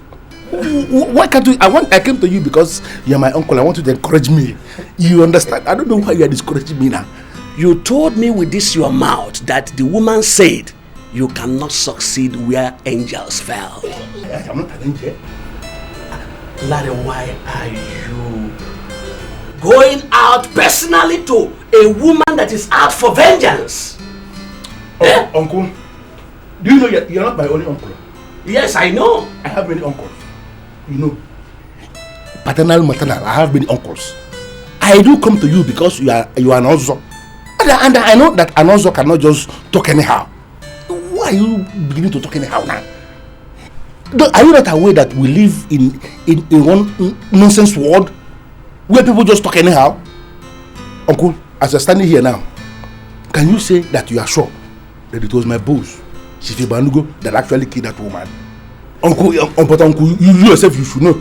It is no longer possible for anybody to die in this modern world where we live without somebody from somewhere saying the person was attacked, the person was killed by witchcraft, the person was killed by wizard.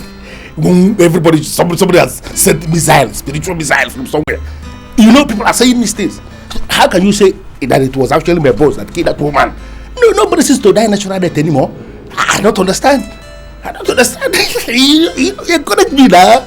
You see, I have this unacceptable feeling that you want to die. Huh? Yes. But I have advised you as an uncle. And I strongly believe that your mother, my sister in her grave, will not be angry with me now for not have guided you well. Because I have told you what I think that is very good for you. I advise you again, leave that very company before you die. Uncle, sorry, Uncle, don't be offended. But your sister, my mother will be very angry. Uncle, you're not advising me now. You are discouraging me. You are discouraging me. I don't know why you're doing this. Encourage me. There is nothing in this your small head. So don't think that you know anything. Uncle, don't be offended. Don't no verse at all. My brain is not small. My head is not small. Your head and my head. Sorry. Which one is bigger? Oh, don't worry, Uncle. Let me carry myself come. Please. Do verse. Beg. I don't have time for this poverty talk. Ferdinand, come here. Does it mean that you have decided to ruin yourself?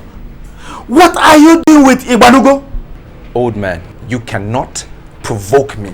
You and I, we're not on the same level. I have left you far, far behind and I'm way ahead. So you don't have the right to talk to me like that. Alright? Now, whatever business I have with Chief is strictly cash. Does that answer your question? Don't you know that he's a ritualist? Is it news? Poor people, that's what they always say. In fact, everybody in the world, once somebody has succeeded in this life, they will say you are either a cultist or a ritual killer or wanting. Is it news? Shut up your mouth. Can't you understand that people don't talk for nothing? Don't you know that he used his wife for rituals? Ferdinand, can't you use your brains for once? What are you doing with somebody who has no friend?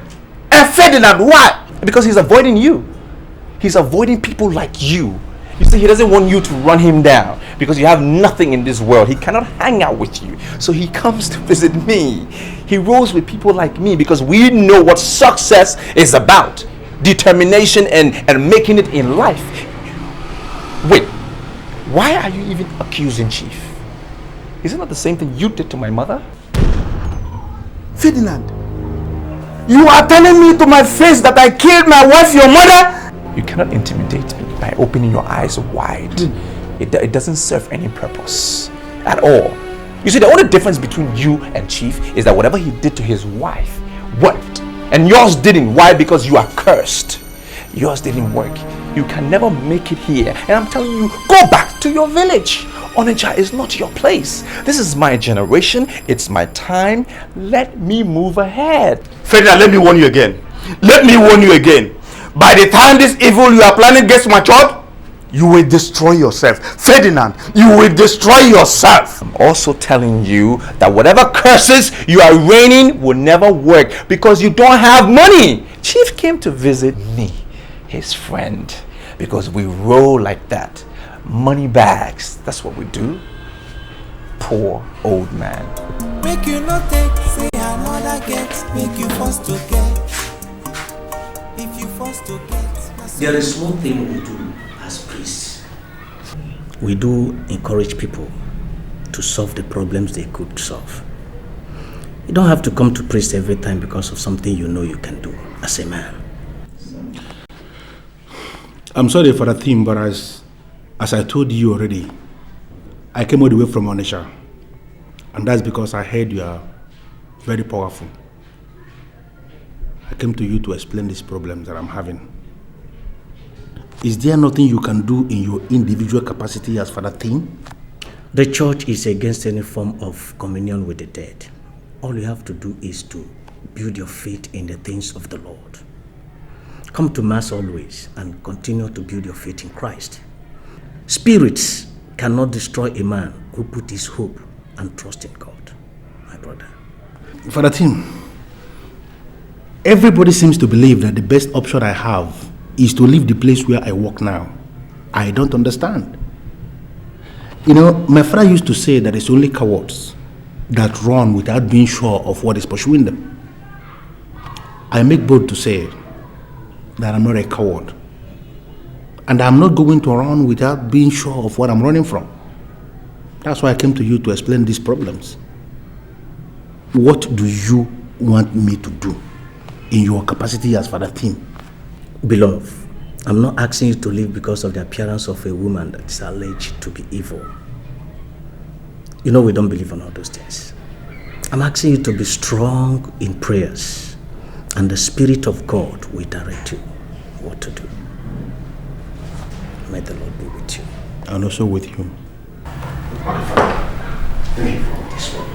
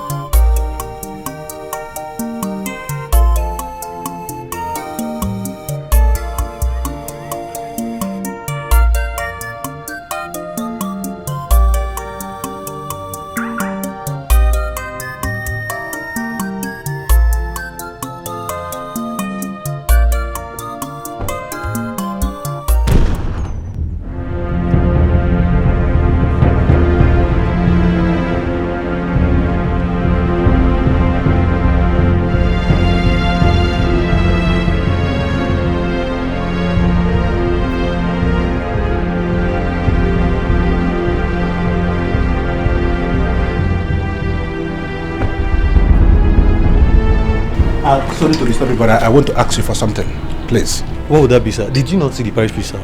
No, I am done with the priest. But since after you directed me to where the priest is, have you left this place? Not at all, sir. I've been here. I've not gone anywhere, sir. Did you see anybody open this maker? Nobody has entered within the circumference, sir, since I directed you to the parish priest, sir. Are you looking for anything, sir? Come. This your father thing, sitting down inside that place. Yes. Tell me the truth. How powerful is he? Basically, sir, all ordained priests of the Catholic Church are very, very powerful, sir. People get their results based on their individual faith. I don't know what your problems are, but I am very, very sure that Father Tim in there is capable of solving any problem that troubles you, sir. Really? Very sure, sir. But is there any problem, sir?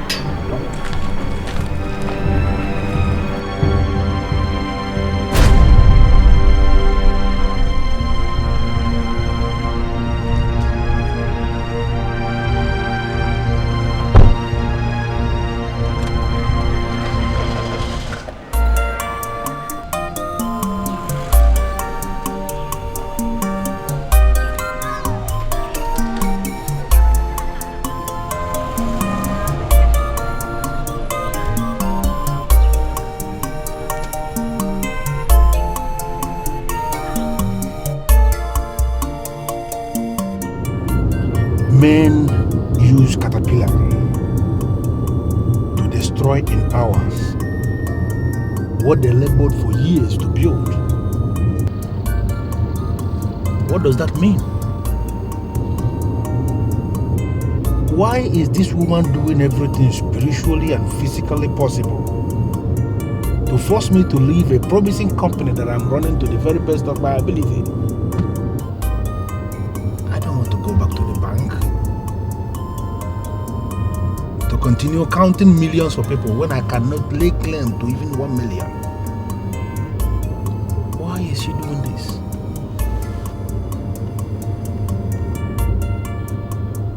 Why is this woman doing this?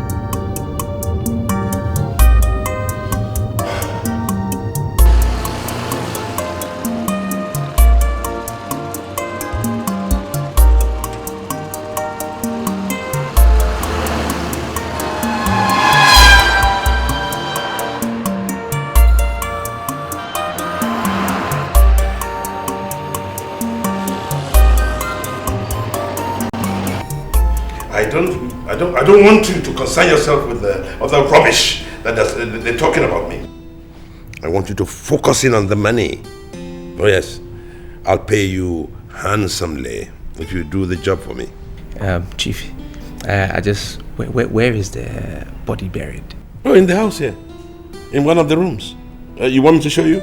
Well, I just wanted to find out, would you want me to open the grave, or you will get people to Don't worry yourself. Because I'm ready. Don't worry yourself about opening the grave. The spiritualist said he's going to use a particular powder from the Bermuda Triangle. Oh yes. And there are spiritual ways of opening the grave. You know, he will handle all that. All I want from you is that young man that we are going to make to sink into the grave. Oh yes. Chief, it shouldn't be a problem. Oh yes. I am on the ground. I'm out there, and I know. Yes. So tell me, how soon do you want this young man? If I can get it today, I will really appreciate it. Look, I want to do this thing as quickly as possible before this damn woman ruins my business completely. I will make something happen. I can do something real soon. Good. I'm on the ground. I'm in town. I know how to go about these things. It's not a problem. I'm just happy that I'm associating with you. I think for me it's the biggest dream come true, because you are a millionaire, and I always draw motivation from you. I aspire to be a millionaire myself. The fact that I'm just yeah, look, I look at you. I see that you're determined.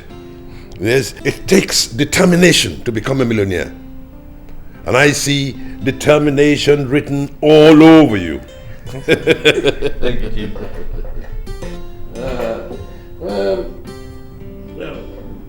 Maybe a beer or two.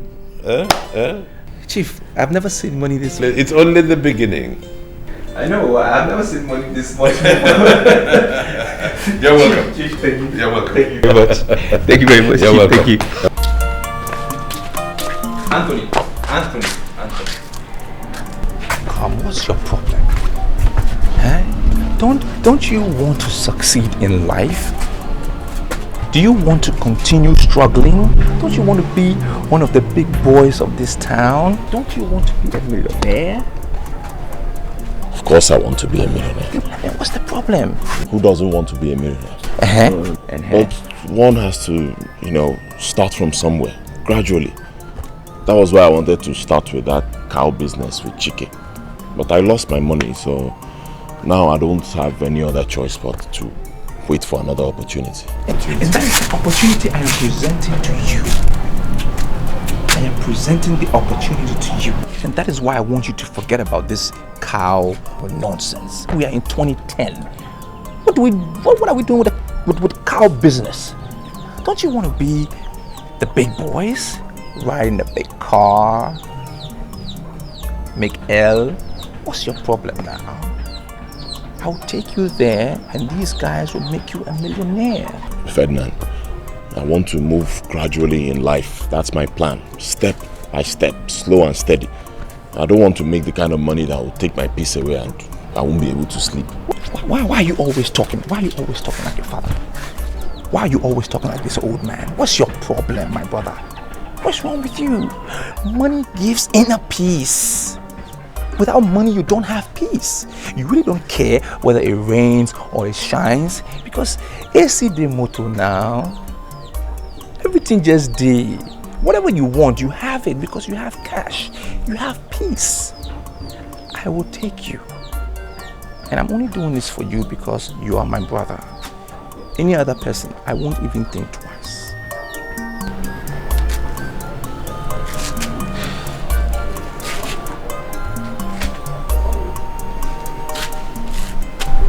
These people you feel can change my life, where are they? They have changed lots of people's lives. Different guys all around the world. They've done it. The secret is this. If you want to succeed in life, you have to go through somebody who has already made it.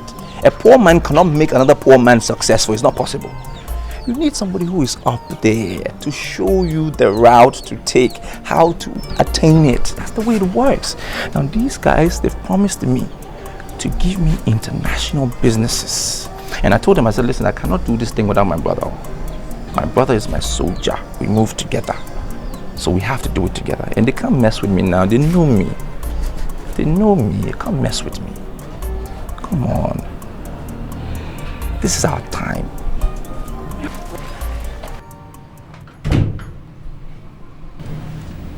Good day, sir. I have discussed with my colleagues and we have decided we are not staying back to fight the unknown. Manager, you know, man and spirit don't trade together, not at all. And in fact, we will resign in group. What are you talking about? I asked you to go and encourage your colleagues to get ready for the battle I already tagged no retreat, no surrender.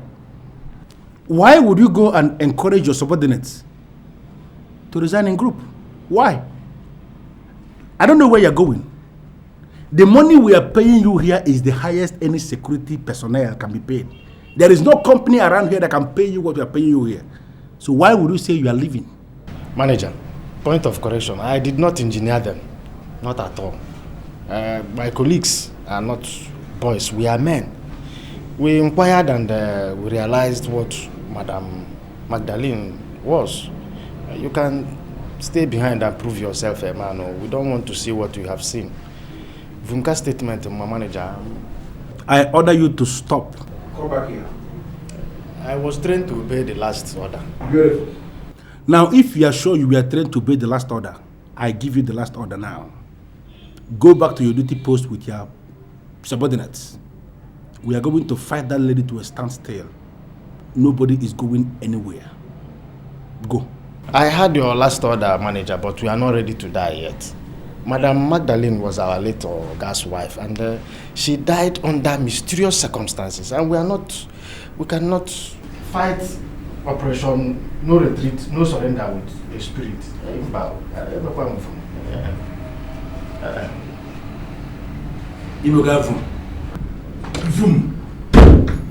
I should get them mad. I should buy a book. The more you live, the less you see. And the more you live, the more you see. Madam Magdalene, I don't know where you are, but I'm already pitying you. Because I am going to grab you and expose you to the kind of romance no woman has ever been exposed to in her entire life.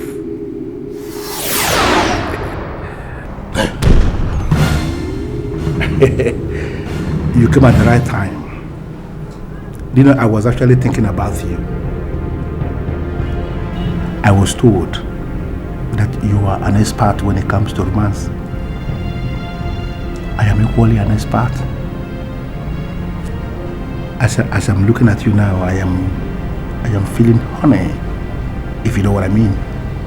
You know, I'm not afraid. You know why? I'm supposed to be afraid because I know you are a spirit. But I'm not afraid because I know you are beautiful and you are a romantic baby, you know. I want us to do less of cosmic. Let us do less of extraterrestrial. I want us to do less of spiritism. Let's do less of mermaid. All this rubbish, nonsense mermaid. You know what I'm talking about? I want us to settle down for serious romantic business. I'm going to grab you and expose you to the kind of romance you have never been exposed in your entire life. See the nonsense letter that the security dropped. They say they have resigned. Only 2 of us are in this company now. See, if you see all this nonsense computer, all this, I can knock off all these things. We're going to transform this table to something else, you know. We're gonna lie down here and, you know, we do a lot of things. Why am I even talking when the lady seems to be ready for me? Don't sit in that talking nonsense. Madam Magdalene, do you know sincerely that you are a very beautiful lady? Look at you. I don't even know why you are spirit, you know? See, look at me. Good. I'm going to grab you. I'm going to expose you to something.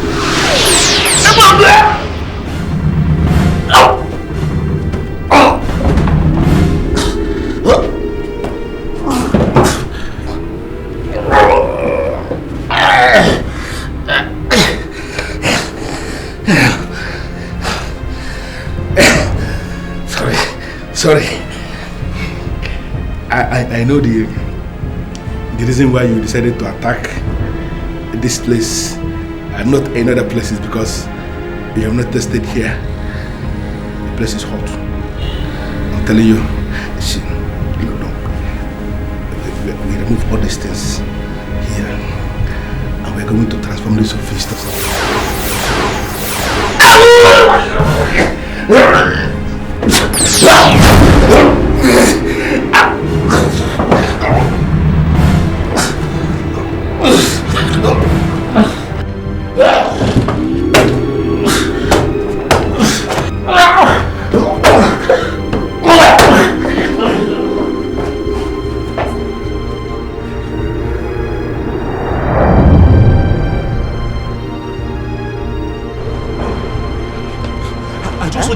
Towards the car park now. Car park? Hey, you was not like somebody under attack. Hey, maybe like based on that thing you told me now. I don't know why he was running. I did not see him with this fight. Yes? Hey, but it is possible he has commenced his operation. Yes. Commenced operation. Operation, no retreat, no surrender. That is what he said.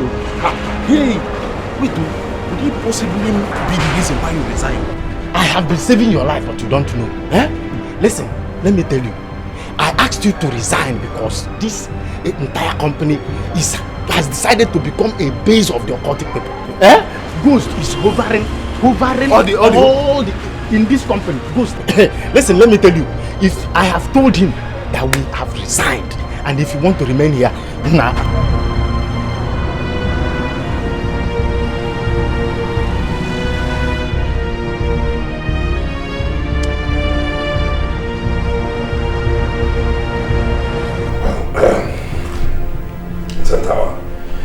I have commissioned a young man who will get the person which I use for your sacrifice. You know, so many different things are happening now that I think we must do something fast. Is there any other thing that happened? She's appearing in London. In London? In London. Who told you that? My estate agent. She called me and told me that one Madam Magdalene came to the house and threatened every tenant. Warned them to leave the house or die in the house.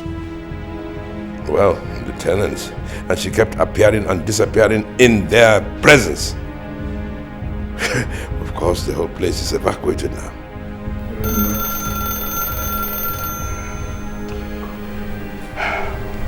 Helen? Sir, you refused to tell me. Finally, I was able to find out what it means on my own, sir. What are you talking about? Now I know who Madam Magdalene was. And I know what she meant when she said towel. I'm not ready to die, sir. Your very strange advice that I should explore the woman in her was made in bad taste. As I'm driving along this road, sir, I am regretting the reason why I even listened to you in the first place. Why I decided to take advantage of her womanhood. Larry, please. I want you to come to my place right away, and I will explain everything to you. And I can assure you that what is happening has absolutely nothing to do with you. I'm sorry, sir. I'm not ready to pay the ultimate price for what doesn't concern me. As I'm talking to you now, sir, I have resigned. I'm calling you to let you know that I have resigned, sir. Listen. No, you can't resign. No, you have to say, look, I am ready to review your salaries upwards, of course. You are making an offer that I already made to even the chief security officer, and he refused to stay. Sir, nobody wants to die. I'm still a young man. I'm leaving, sir. In the next 24 hours, I'm going to submit whatever that I ought to submit back to you, sir. I'm leaving. I'm so sorry, but I'm leaving, sir. But you Santawa, Magdalene is appearing everywhere. Is that what the caller just said? That was my manager. The one I pulled from the bank. Magdalene has made him resign. Does she want to bankrupt me or something? Well, you see, that is why we have to get a young man fast. You don't call it sacrifice. It is not a sacrifice. It is called maritime marriage. It is the zenith of occult sanctification. We are going to wed both of them on her grave. And he is going to hold her permanently there. He will ensure that she does not appear anywhere else. Right. Santawa, right. Yes. Permanently. Did you finally get from Ferdinand the business he has with Chief Ibanugo? He didn't tell me. I told him that it was Chief Ibanugo that killed his wife. He turned around and told me that I was the person who killed their mother. You are not serious, are you? I'm not joking. His only concern is to mingle with those people who have made money. How they made money is not his concern. I'm sure you won't allow him to continue with this. So what do you expect me to do? Bring him and start flogging him? Sit him down and make it clear to him that ritual is wrong. And that as a young man from a Christian home, he should be wary of the company he keeps. See, he doesn't want to listen to anybody. He told me that Chief Ibanugo is his friend. I don't even know why he wants to destroy himself. Well, I'm just looking at him.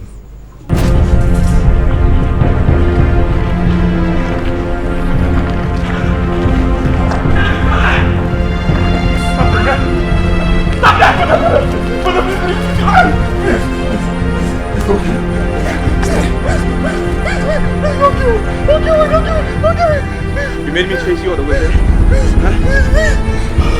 You made me chase you? Ferdinand, please don't kill me. Please don't kill me. The head will always be the head. Don't kill me. Ah!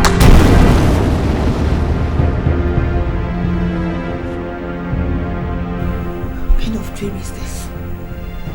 Ferdinand and Anthony. But Ferdinand and Anthony, they're brothers. Ferdinand can't hurt Anthony. What kind of dream is this?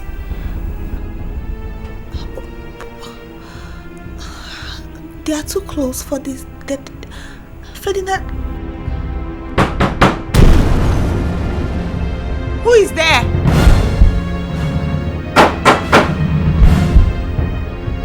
Who is there? Who?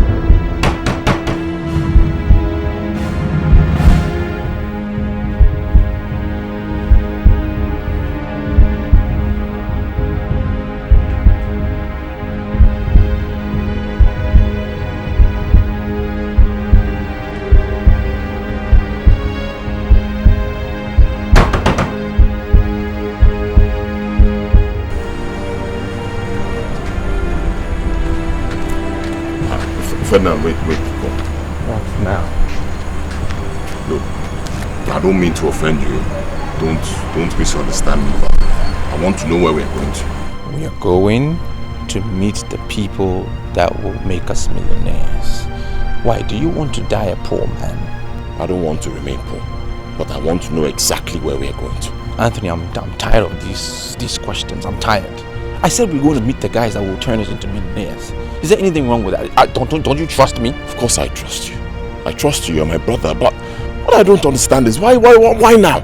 Huh? Why must the meeting be held at night? Why now? We had the whole day. Why didn't we go then?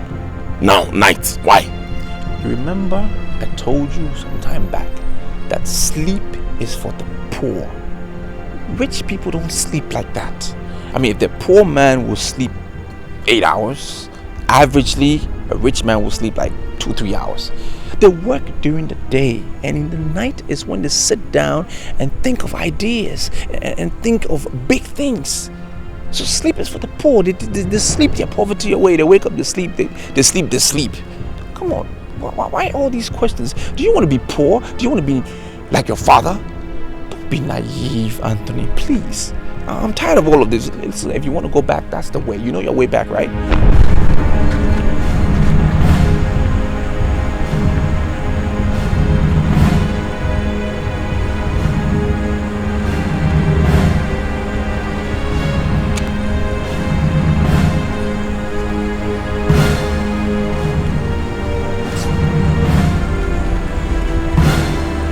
Ferdinand, wait.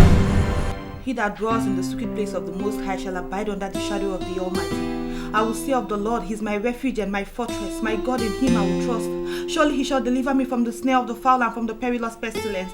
He shall cover me with His feathers, and under His wings I shall take refuge. His truth shall be my shield and buckler. Oh God, you said your truth shall be my shield and buckler. Father, you said under your wings I will take refuge. My King and my Lord. Father, Lord, I don't know what this dream is about, oh Lord. I cover Anthony with the blood of Jesus. I declare and I decree that no weapon formed against him shall prosper. For Father, you said in your word that whatever I decree on earth is decreed in heaven, and whatever I lose on earth is loose in heaven. Whoever is attacking, wherever they are planning against him, their plans will never work. Father, everything that is leveled against him shall be null and void. Father, cover him with your blood. No weapon formed against him shall prosper. Father, Lord, thank you, Father, for answered prayers.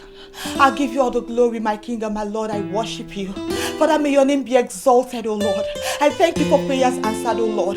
Thank you for defeating the enemy. Thank you for giving me victory. Thank you, Father, for answered prayers. May you be exalted forever and ever.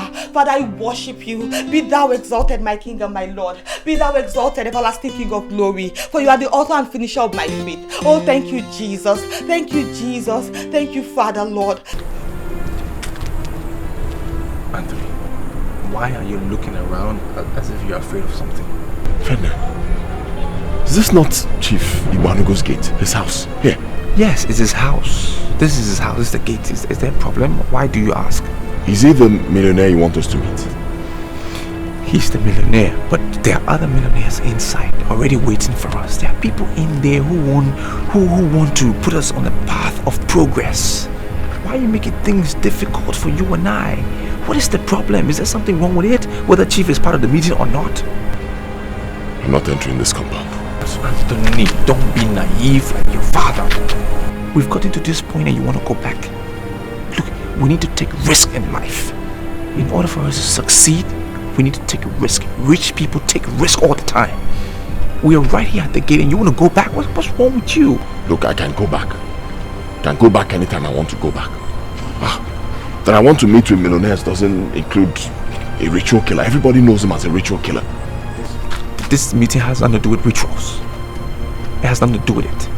We are chief importers of the goods, alright? And he's looking for a distributor. Now, being as good as I am, I told him, I said, my brother can be that distributor.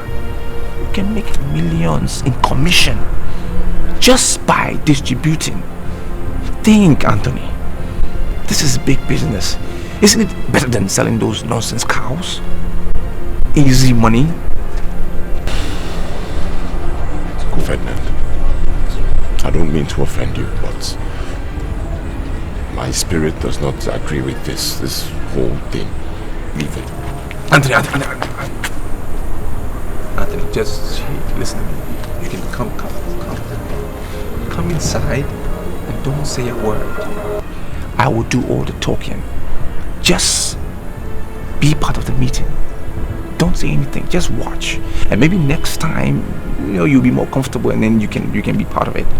Just watch and listen to the planning. That's all. Ferdinand, my spirit is weak. Very weak. I cannot continue. Anthony.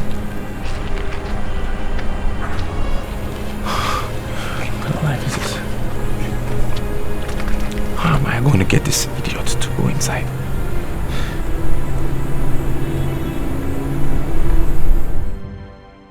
You will not believe it. We came very close last night. By now, I am sure everything would have been over, done and sealed. But suddenly when we got to the gate, he just refused to step into the compound. I don't know what happened. He just went cold. Did you tell him anything? I told him, no, I didn't tell him the real story. I gave him another story. He bought that.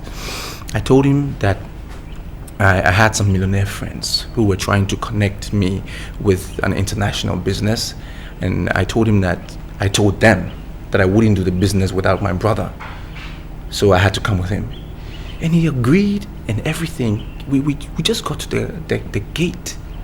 That close, Chief. And the boy just switched. He just went cold. And I'm still confused as to what could have gone wrong. Well, if money is the problem, I'll give you more. But I want that young man. I want that young man brought here for sacrifice as soon as possible. I understand, Chief. No. I will fire my manager and make you the manager. And in that company, I have in excess of 1 billion naira to manage. And that will be solely you.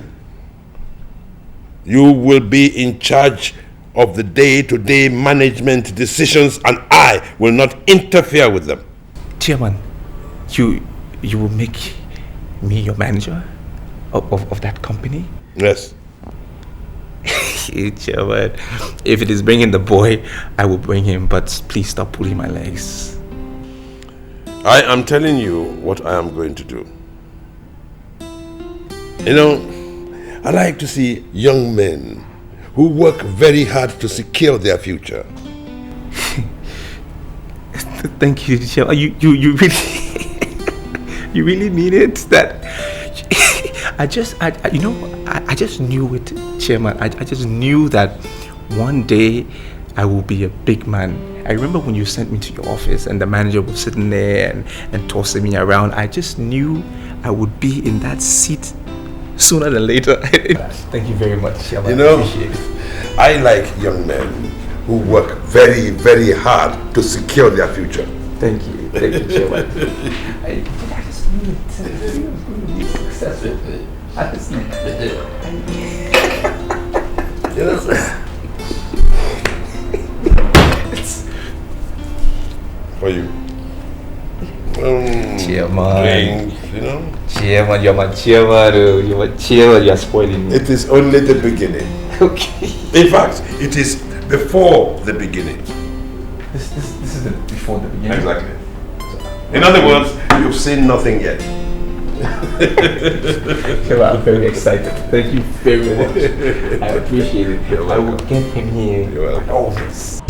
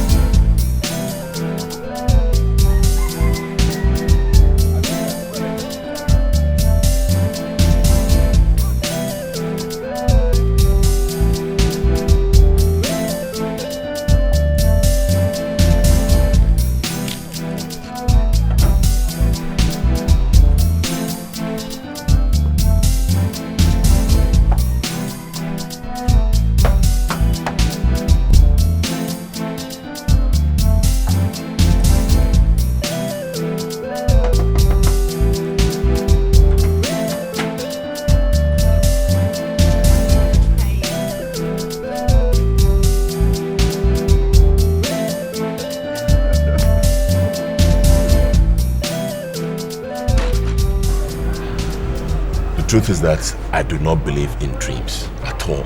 So asking me to believe in something you saw in your dream, it does not make sense to me. It doesn't. But I saw him clearly. I saw your brother clearly. It's not like I'm saying you should be wary of him, but it was Ferdinand I saw. And the bad thing about nightmare is that the person you see may not actually be the person that will hurt you. The summary of the whole thing is that you should just be careful. That's it. No, I don't agree with you. I know my brother. I know him very well. He loves me. My brother loves me and he has my interest at heart. Just that his approach is wrong. He doesn't believe in being patient. He wants everything right now. Apart from that, I know that Ferdinand is my brother now. But people like that are very, very dangerous. Yes. Anyway, I prayed very well against the dream and I'm sure it's going to happen. Okay?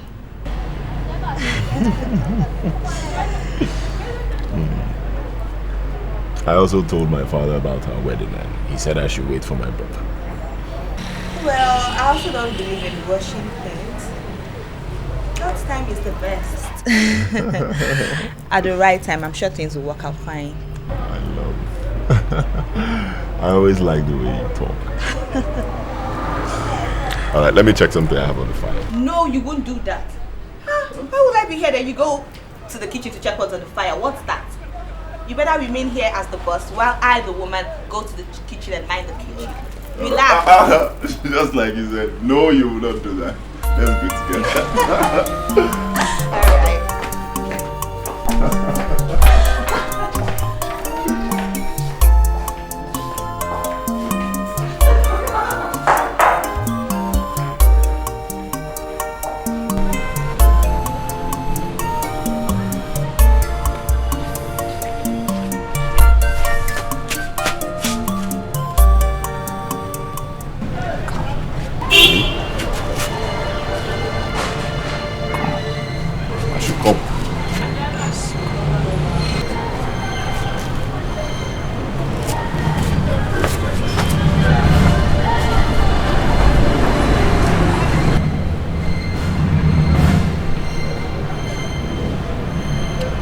I just passed here now.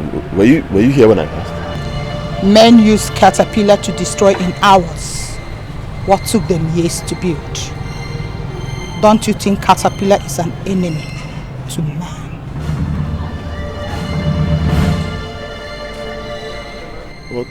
What do you mean by caterpillar man? I don't work with caterpillars. What are you saying? The conspiracy against the innocent is satanic. It appears you are innocent. I want you to remain innocent and clamor less of things you cannot explain.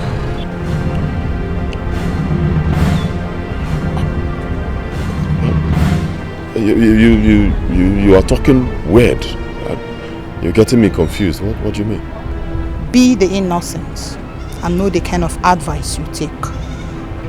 Anytime it looks too real to be true, it can hardly be.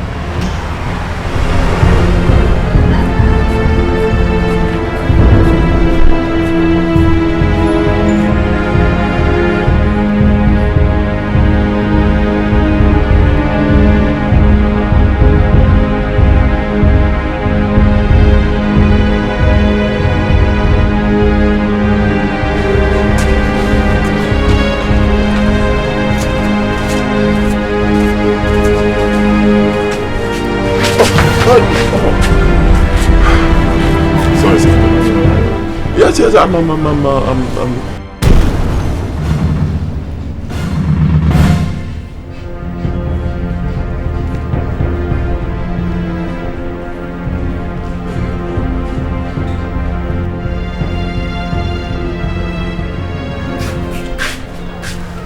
See your face.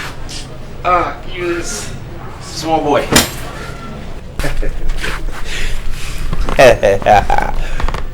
Look. You looking with surprise? Look. Continue now. Look, designer stuff. Don't try me. No. Let me make a little poetic for you. I saw the gold mine. I called my own brother. I said, brother, come. Look, gold mine. Let's go. He said no. He refused. Now the business has presented itself. Signed, sealed, all for me. And you're asking me what Ferdinand. is this? You're looking at me like with surprise. Wait, Ferdinand. Success is what? wait, Ferdinand. These suits. These are all designer suits. What do you expect? Wait, Ferdinand, wait. Where did you get these things from? Where? It takes a man with the heart of a lion to do great things. And that's what I've just done. I am now the manager of that company. You see, I was smart that day. Very smart. I told my chairman that you weren't feeling too well. So he showed some sympathy. So you still have an opportunity. You have another chance. wait, just look. Wait, can I?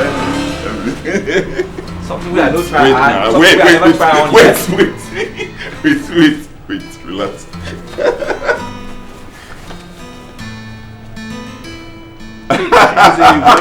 Wait. Can I still get something from you? Of course. Huh? Exactly. That's what I'm saying. For as long as I'm your brother, you are part of that company.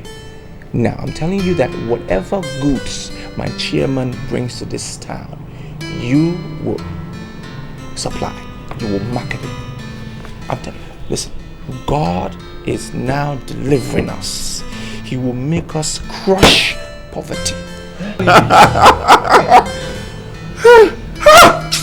I regret pulling out that night. In fact, right now, I am ready. My mind is made up. I want to be part of that company. Exactly. For as long as I remain what I am, you are part of this company. But listen, we need to keep this business confidential between you and I. We cannot tell the old man, because he is nothing but bad luck. Anthony, listen to me, believe me or not, I said he's bad luck and we don't need that. Ferdinand, I don't agree. You mean we shouldn't tell our father about this whole thing, this plan? What's your problem? Anthony, what is your problem? Huh? Why do you want to tell him? I said he's our problem. The old man is our problem. I detected it, I know it is, and I've been attacking him directly. And that is how come even now we have this little bit to show. Leave him out of this. Just block him out. Block him, choke him, block him. We will succeed. Ferdinand, I had a dream. And in that dream, there was this lady I saw. And she was telling me to mind the kind of advice I listened to.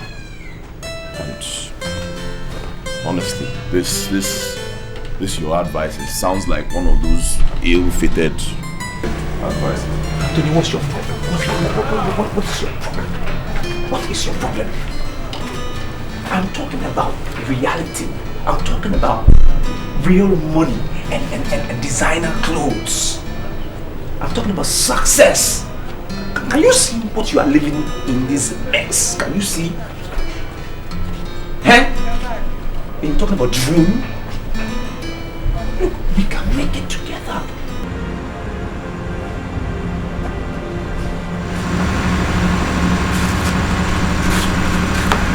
Why have you stopped?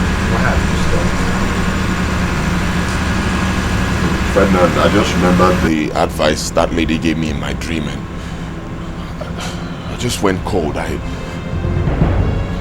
Ferdinand, are you really sure this business is for me? Are you sure? What do you mean?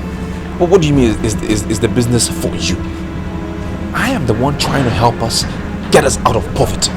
And you ask me if the business is for you or not. These guys are millionaires.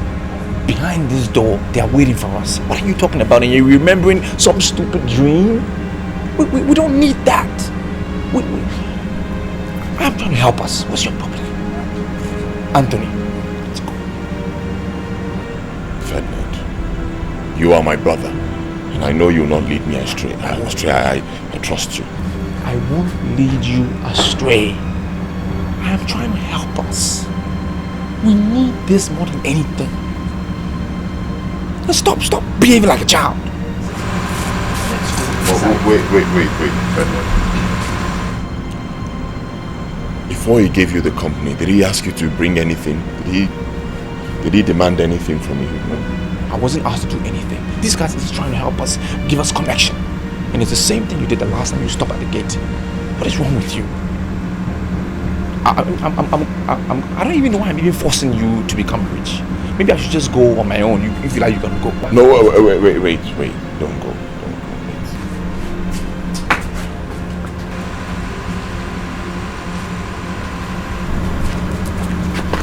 I don't even know if these guys have cameras here or not, and we're standing here making a fool of ourselves. Can we just go inside?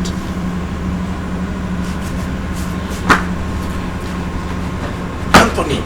Okay, all right.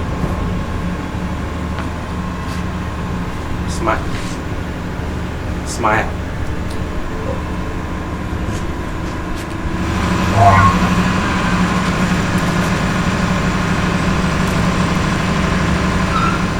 The only reason why I came here tonight is because I have given you my words. My spirit is not as strong as it used to. When I opened this box of unicorn to recharge the powder that I'm going to use here tonight, I discovered that a crocodile has laid an egg inside the box. This has never happened before. Santawa, don't get me angry. Why are you telling me about your spirit not being as high as it should be? And what business is it of mine? Crocodiles laying eggs in your box of unicorn or whatever?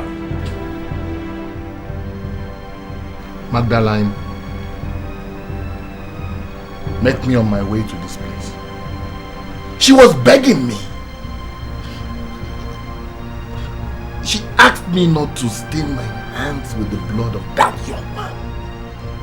Don't tell me that you suddenly become a weakling. Look, I am paying you more money than you will ever need in your lifetime. Now prove to me that the occult masters who taught you the art did not waste their precious time.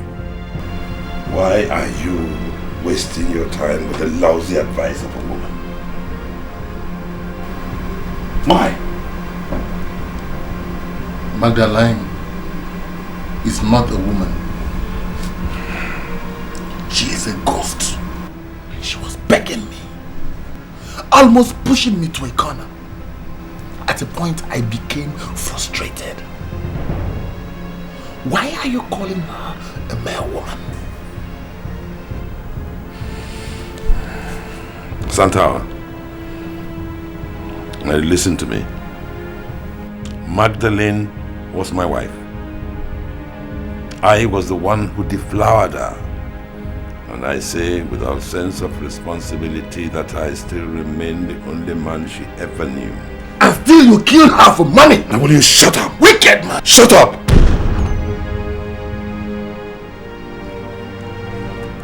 Magdalene had a gift of persuasion. She will persuade you to do that which you had no intention of doing. But when she passed on, she reversed that power, and she could use those powers to make you not do that which you wanted to do. Don't fall for her antiques. Get your things together and let us go. Santawa, I will pay you double the money we agreed originally.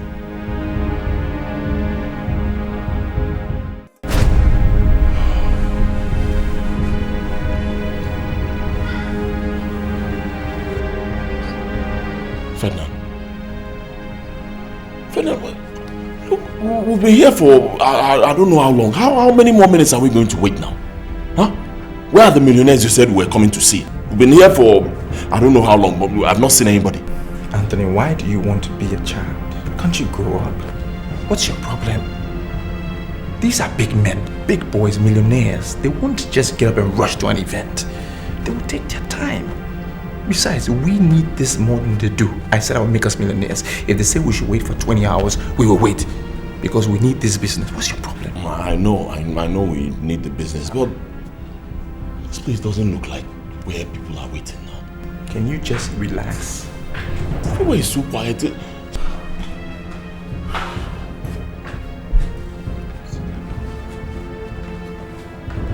Time is up!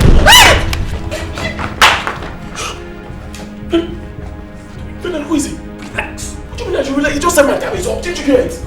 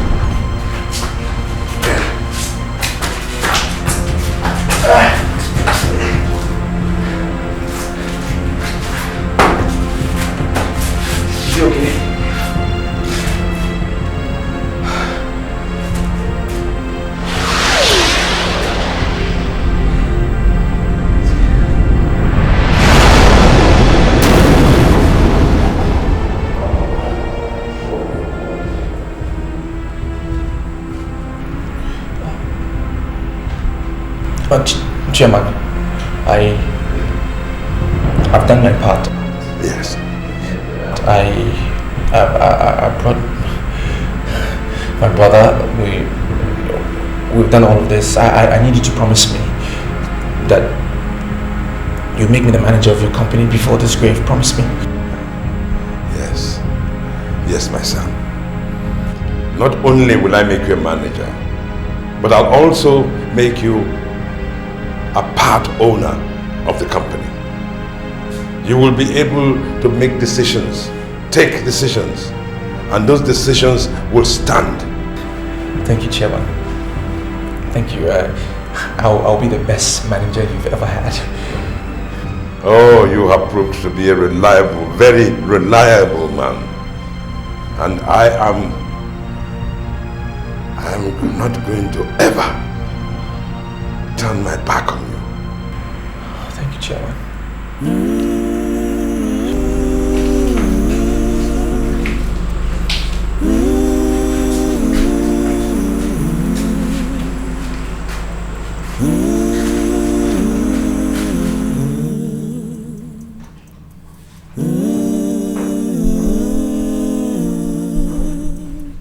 In this life, so much work to do.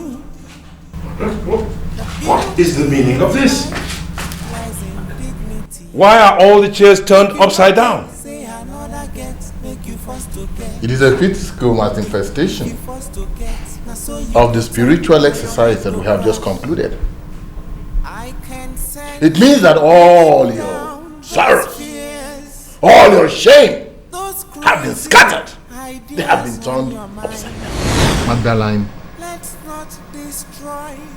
met me on my way to this place. She was begging me. She asked me not to stain my hands with the blood of that young man. I have a different opinion entirely. I want you to look me in the eye and tell me that what we have just done is the perfect solution to the problem. It is the masters themselves that turned this place upside down. It is finished! The much we can do now is to celebrate. It is finished!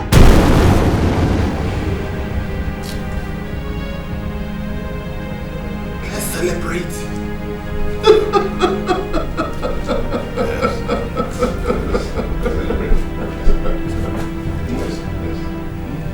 Yes, let us celebrate.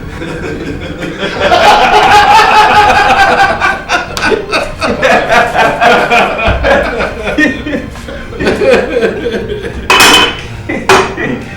careful.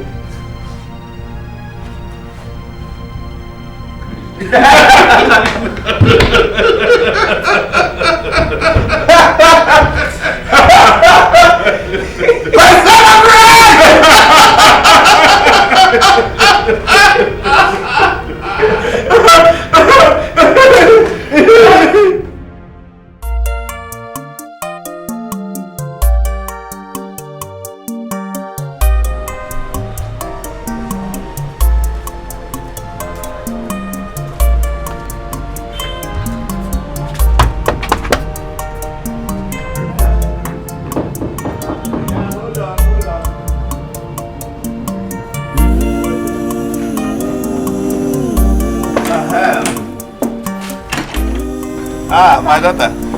Papa. Good morning, sir. You're welcome. Thank you, sir. How are you, Papa? Well, I'm okay. We thank God for everything. Papa, I'm looking for Anthony. Anthony. He didn't sleep here. I'm the only person who slept here. Where did he sleep? I don't know. Maybe he followed Chike to the north. But Papa, he knew I'll be coming here today. He didn't tell me anything about traveling to the north. I don't know where he is. Maybe you find out from Chike. He should know his whereabouts. And Papa, what of Ferdinand? Have you asked him? He might know. Ferdy what? I should have inquired from Ferdinand. Instead of me to inquire from Ferdinand, I rather prefer to inquire from that madman who stays at Ochanja roundabout. That boy has proven to be an irresponsible son. In fact, I don't even know why God punished me by giving me such an irresponsible person as a son. I don't know. Okay. My daughter.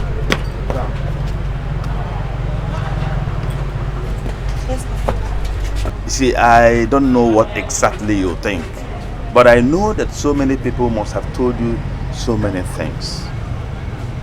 But the truth remains that I see you as a true African woman. In short, a virtuous woman. Let me tell you something.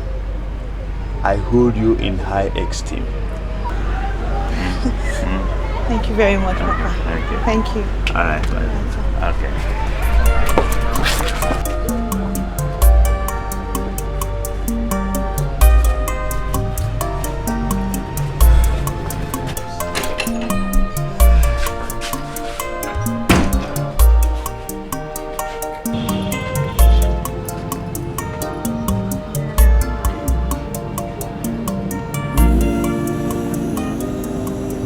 Gentlemen, I called you here to this office for one purpose. I know Chairman has already introduced me officially to you guys, so there will be no need for me to reintroduce myself in terms of what I can do, what is on my CV and all of that. I'm not going to go into it, but I just need you to know that this is my office. Why are you raising your hand? I'm not finished talking. Can you just let me finish saying my statement before you say whatever you have to say? You want to cut in between my lines? Okay, you want to talk. What do you want to say? With all due respect, sir, I did not plan to ask you any questions. So why are you raising your hand? I just want to let you know what you've already decided, so you won't waste your time talking. Is that how you guys work around here? You just talk to your managers anyhow, cut in their statements, and I shouldn't waste my time talking? Is that how it works around here? Now listen, you guys. What do you mean you've already decided on something? For as long as this company exists and I remain the manager, you cannot make a decision without me. So what have you decided on? Our decision was based on what we've already observed. In fact, we'd have been long gone before your arrival. But we viewed it as an act of wickedness, leaving this company without handing over to someone. And now that you've been shown to us as a new manager of this company, we are saying to you right here, right now.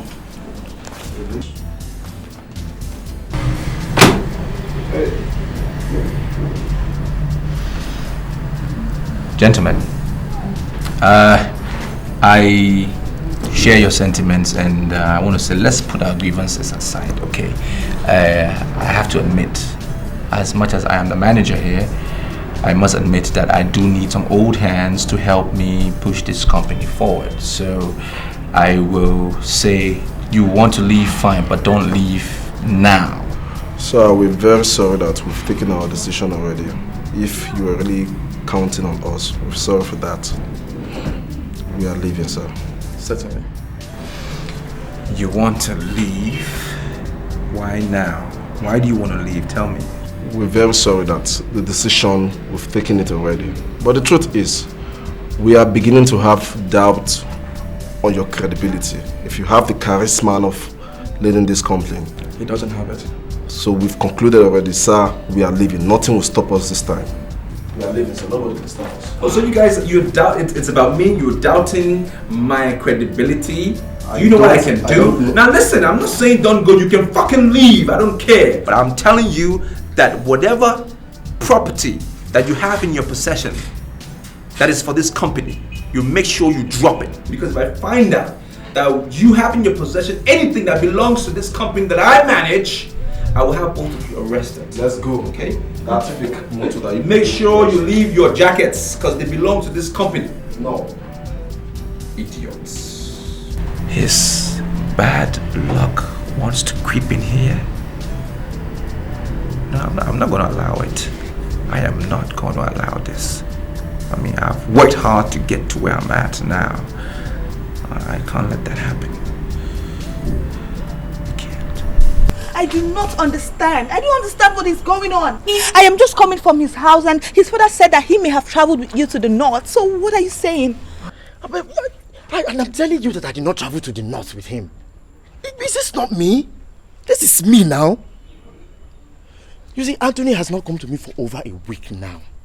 And I cannot say or know his whereabouts. If he is not with you, then where is he? Where could he be? You see, I don't know why you're asking me these questions. I don't know where he is. He approached me for a business and I decided to help him because of the way he spoke to me. Anthony has never been my friend.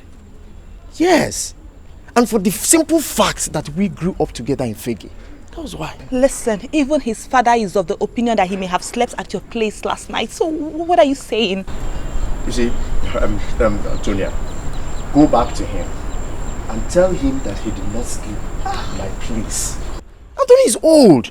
Government has refused to assist anybody. And young men are struggling on their own to survive. I don't know why you should be bothered because he didn't come back just for one night.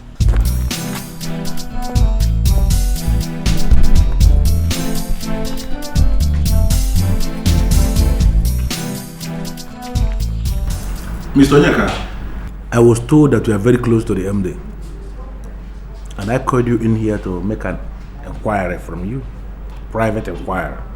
Apart from this closeness you share with the MD, do you have any other qualification that can compel me to retain you here as the head of marketing department? Sir, I'm a graduate of marketing. And in the 4 years I've worked under the former manager, I have gained some experiences. Good. I like that. Now, do you know the reason why the former manager was relieved of his appointment and I was made the new manager now? No, sir. We weren't told the reason why he was removed. But we were told that a good manager is coming. And, sir, sincerely speaking, so far so good. Based on your work, you are better than the former manager. Mr. Onyeka, I'm going to take that as a compliment. Thank you very much. Now, I will send for you when I need you. It's okay, sir. On your way out, please let me tell the secretary there is a security man that I told her will be coming here today.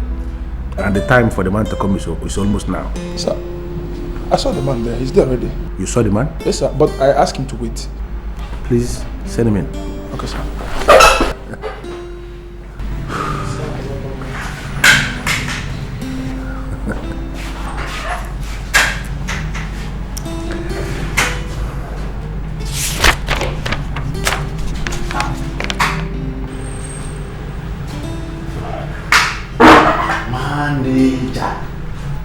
Now I know why they said I must start work today.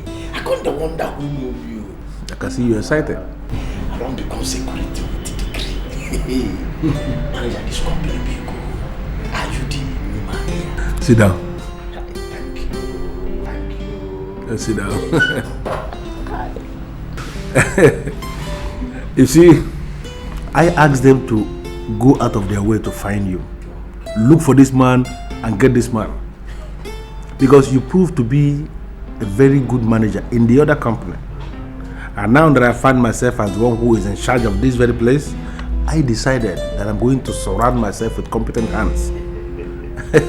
That's why I sent for you. And I believe that's why you are here. Thank God. God is working, you know. I have this plan. I want to turn this place around. Consider yourself employed again. Hey! Can I say congratulations? Oh, manager, God will bless you. I swear, it shall be well with you. At least the hungry one nearly killed me and my wife. At least if I go home now, I will go home with a good news to my wife. Manager, thank you. No problem.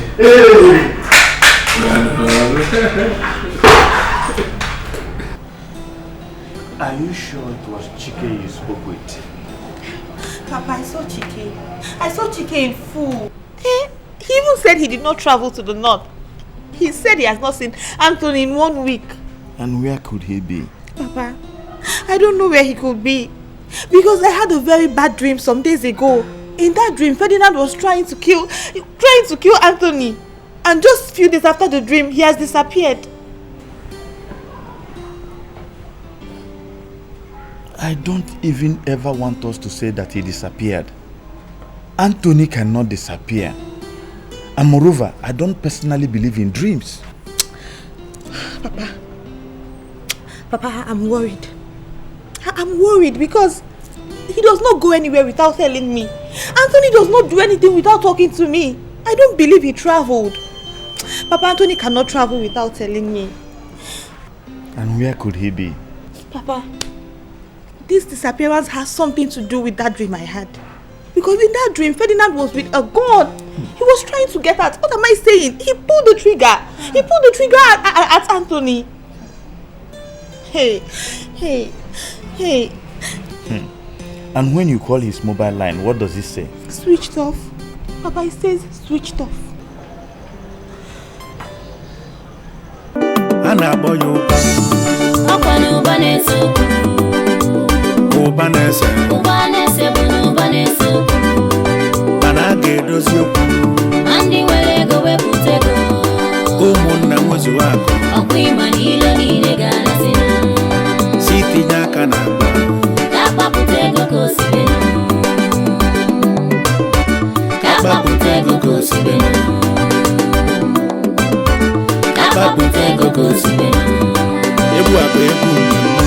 Egwu ndị nwere ego na-esi isi, ndị balago kata agbawa, egwu ndị na-achị obodo, egwu ndị na-achị obodo, egwu ndị nze na ọzọ, egwu ndị chile echichi, ndị kpara ego obodo na-eligo ọnụ, mmadụ akụdozi n'ego, ego bụ na-ekwutifo omimi, ụfọdụ ndị nwere ego, ama nkọwanwu kafasi igwe ego, mana bụ ogbenye ife ma ewe egwulide. Maka na ego na-esi n'ikuku abịa. Ndị nwere ego ka nna yo. Si kwapụta ego ka osibenu. Arụ anyị chọrọ ego na-esi isi. Si kwapụta ego ka osibenu. Ego nwere ọlụ ọbịala ịlụ. Si kwapụta ego ka osibenu. Ka akpapụta ka osibenu. Si kwapụta ego ka osibenu. Ka akpapụta ka osibenu. Si kwapụta ego ka osibenu. A na-akpọ ya ụba. Ubanese bụ n'ubanese okwu, mana a ga-edozi okwu. Ndị nwere ego wepụta ego, ụmụnna nwezuo akụ, ọkụ ịma n'ilo niile ga-asị si tinye aka na akpa, na-akpapụta ego ka osibenu, na-akpapụta ego ka osibenu, na-akpapụta ego ka osibenu. Onye ndị obodo na-anya ego. Ferdinand is now whining and dining with Chief Ibanugo. Then Anthony's fiancée dreamt of seeing him being shot by Ferdinand. Now Anthony is missing. Ferdinand is working with Chief Ibanugo. I'm not insinuating anything, but the sequence of these events is not good for the ears. You see, I'm very, very bothered. Something tells me that Ferdinand knows where Anthony is. Well, now, when we see him, we must insist that he swears before our deity. Precisely before Tutunzu of Aguleri. That he does not know the whereabouts of his brother. Why do you want to take me to the shrine? You know I'm a Christian. I don't want to appear before any deity. You are underestimating the problem we have here. How do you think he will say the truth if this is not done? Well, I think the ideal thing should be that we have to confront him with our views and then sit back and watch his reaction. A man has got missing with no trace, yet you still insist in using diplomacy to solve the problem. I don't have any problem, but do remember that when a man is looking for his missing item, he looks for it where he thought he kept it, and where he knew he never kept it.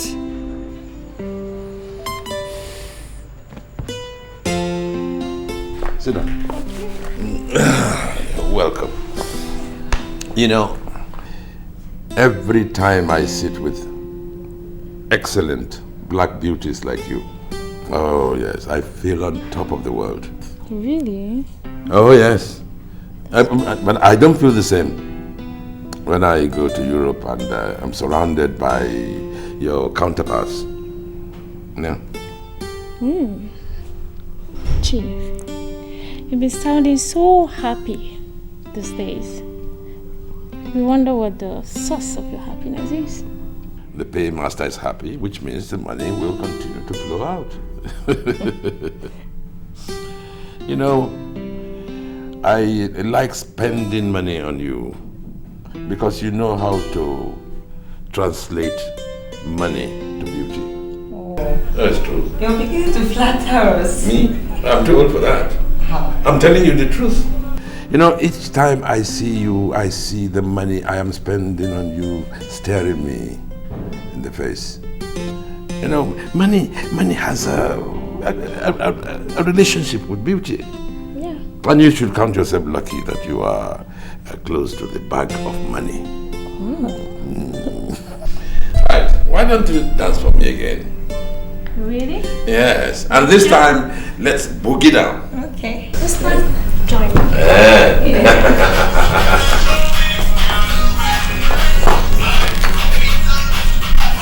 Hey! Oh!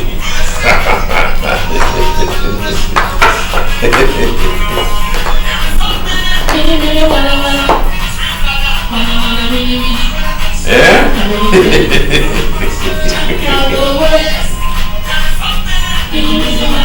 Hey!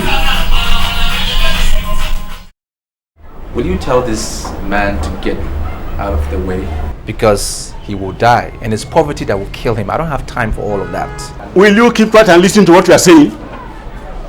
Your brother has got missing for days, and you are not bothered. What is wrong with you? I'm not bothered because I know where Anthony is. I know where he is. So you guys need to stop spreading that stupid rumors that you are spreading. You mean Anthony told you where he is? Please, where's the place? You want me to tell you? Yes. Look, everybody is tired. Tired of your name and the poverty that surrounds it. We're tired.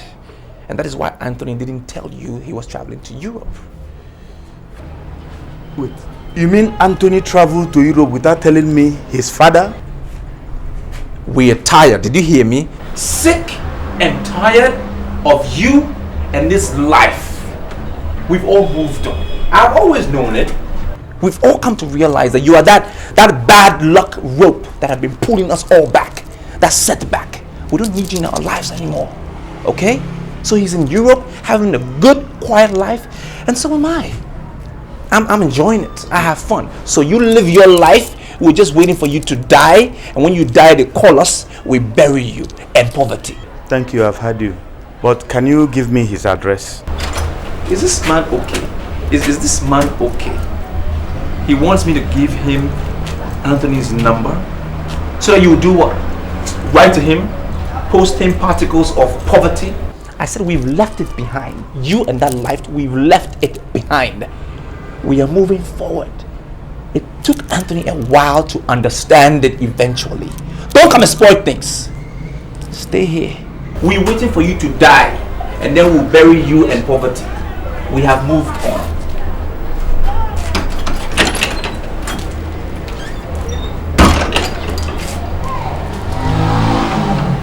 You see, something tells me that Ferdinand is telling lies. I don't believe you. When you see the mouth of a liar, you will know. I believe him, and I think we should start praying for Tony as he starts a new life in Europe.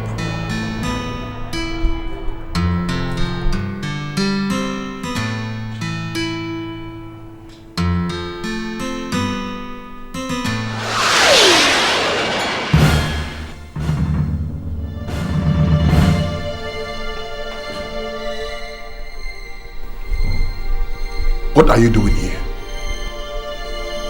Are you not happy with the young man we gave you? He's supposed to make you happy. If you're not, then give us the description of any boy that you want. And I can always initiate another maritime marriage. I don't need innocent boys that don't know anything. I need men. Men like you.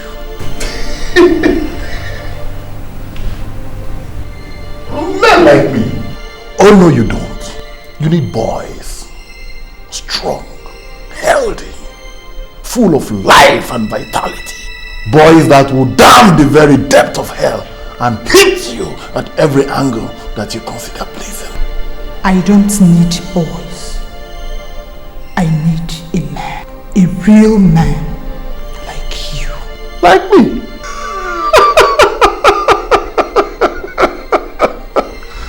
You see, I thought your husband was right when he said you are responsible. Or did your libido just increase at death? You don't need men. You need boys. I pleaded with you to spare the life of that young man. You refused. Yes. You killed him. I killed him. You killed yourself, Santawa. You killed yourself.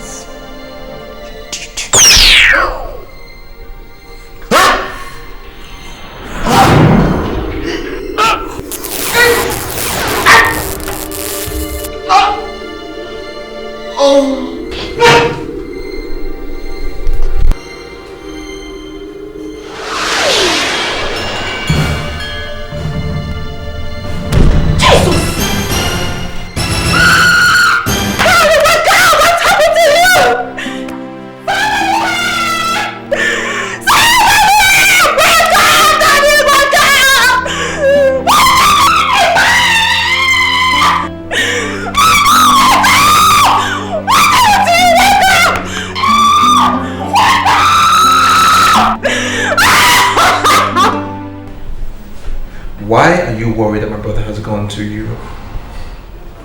Why should you be worried? Is it possible that you could have been seeing him secretly behind my back? Why are you always talking like this? Why shouldn't I talk like that? I don't trust you. I don't trust anyone. My brother has gone to Europe to start a new life. Why should that be your worry? Well, I'm worried because Tonya, my friend, is carrying his baby and he did not tell of any plans to go out of the country. You like poking your nose in people's business, do you know that? Always snooping around to think that you don't even get your facts right. Did she tell you that my brother is the one responsible for the pregnancy? She did herself. Well, I'm telling you right here and right now that he's not the one. She didn't tell you because you are a gossip. Why are you always talking to me this way? I don't like it. You keep forgetting that Tonya and I are very close. She tells me everything. Are you sure? Did she tell you that she's my girlfriend?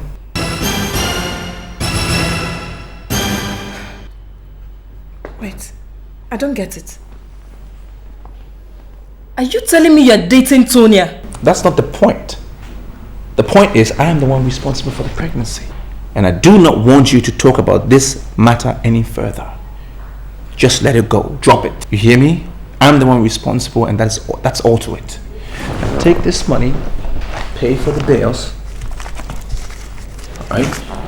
Take a taxi and stay away from me. Don't talk about this anymore. And don't say I didn't warn you. Because if you do, you will be dead.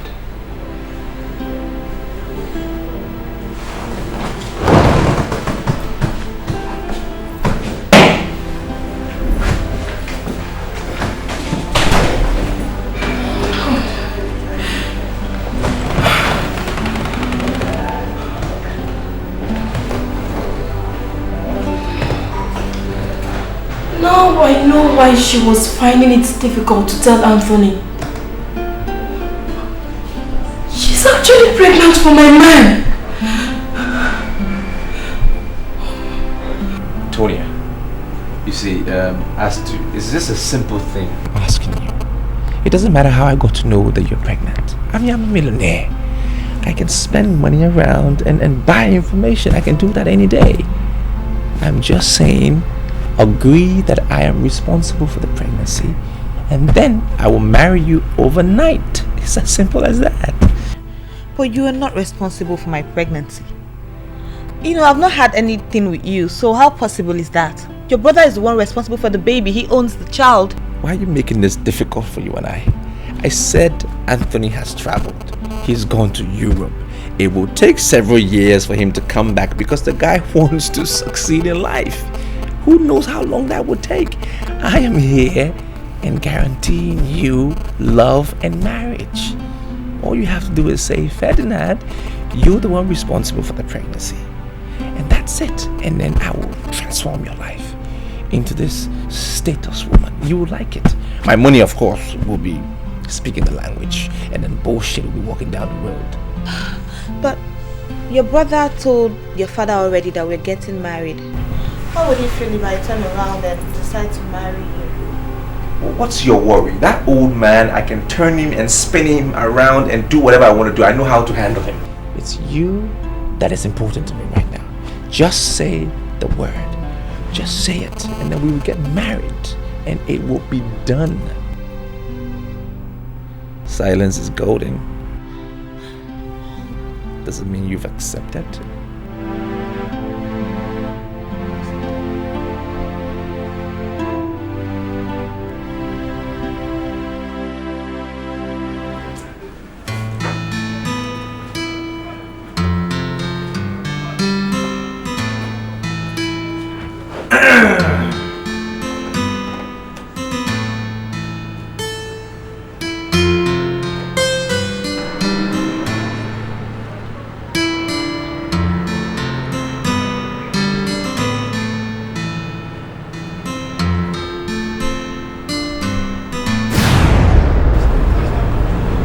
What are you doing?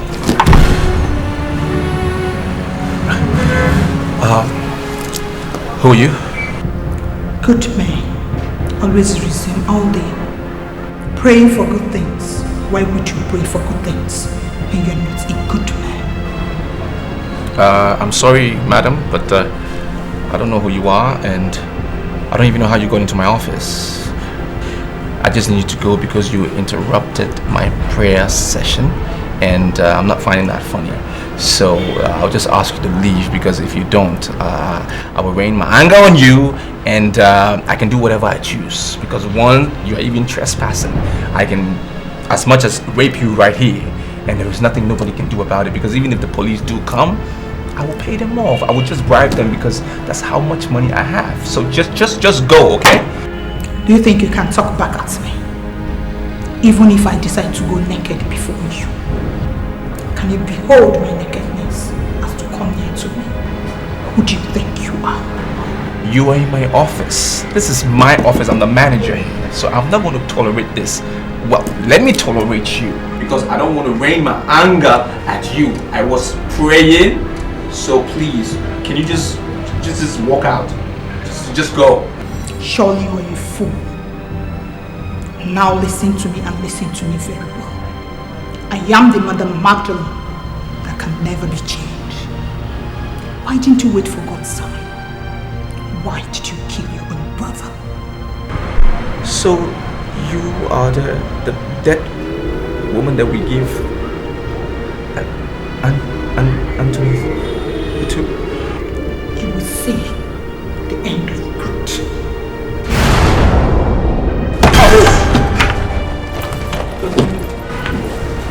Father in heaven, you have made it possible for me to have this money today. And tomorrow I will be embarking on this trip with Chike. We stay in the same room. You must tell me what happened to my money. Let me understand one thing. Between both of you, let me understand this. Are you looking at me as a thief? Nobody is saying that you are a thief. What he's saying is that both of you live in the same room together. And it is only natural that you should ask you whether you saw his money. And I'm saying I didn't see the money. Figure it out and leave me out of it. Anthony, brother, I know you're angry. Don't be angry with me. Listen. I am sorry. I didn't mean to please temper justice with mercy, please, my brother. We are brothers. Ferdinand. Our father will be yes. Ferdinand, you promised me that you will never, ever lead me astray. That's exactly what you did. Because of the filthy riches you were expecting from Ibanugo, you participated in a ritual that ended your own brother's life.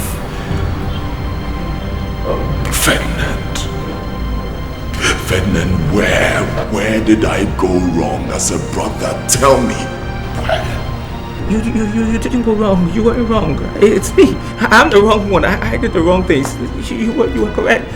I didn't do it. Listen. I was wrong. Okay. I did everything bad. Don't kill me, please. My brother, don't kill me. Listen, I wasn't trying to. Don't kill me. Our father. He will be alone without a child. If you kill me, just have mercy on me. Okay. You never did anything wrong. Please, don't kill me. Hey, I've been looking for this opportunity to tell you that I took your money. The money that you were saving to do the cow business with Chike. I took it. I'm sorry. I didn't mean to. I had a good heart. I beg. Please.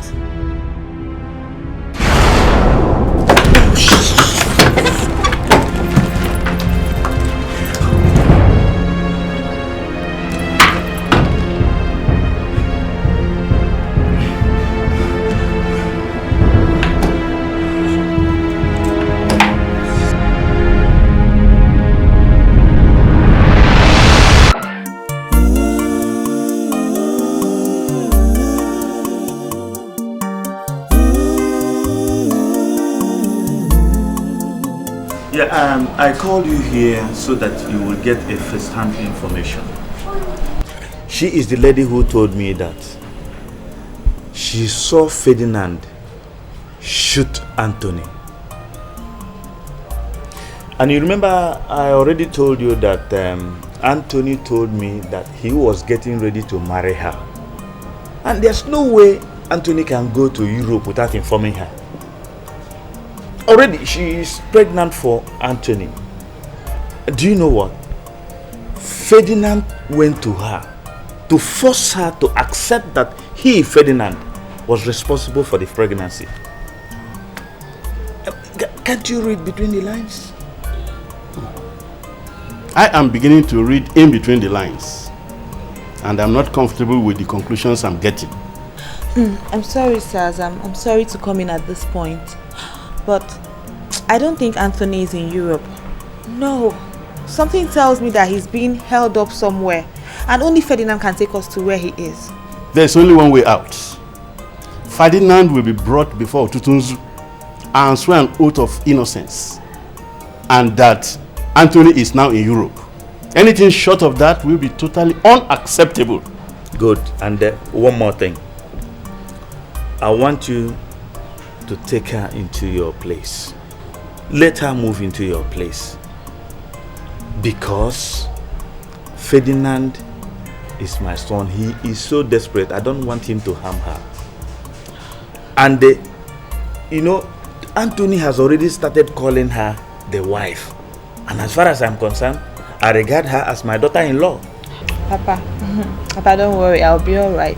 There's no need for all that, okay? Tonya, you don't even understand. See, Ferdinand is my son. I know how desperate that boy can be. In fact, he's very wicked. He will stop at nothing to get whatever he wants. Now that he has started having interest in that pregnancy, he may try to harm you. And I don't want anything to happen to you. No, Papa, don't worry. I'll be fine. I'll be fine, sir. Thank you. Are you claiming that you do not know how close I was to your husband? I mean, why would you bury a man like Santawa and not let me know? Do you know how much business we're doing together? The brothers decided not to tell you because they believe that you have a hand in my husband's death.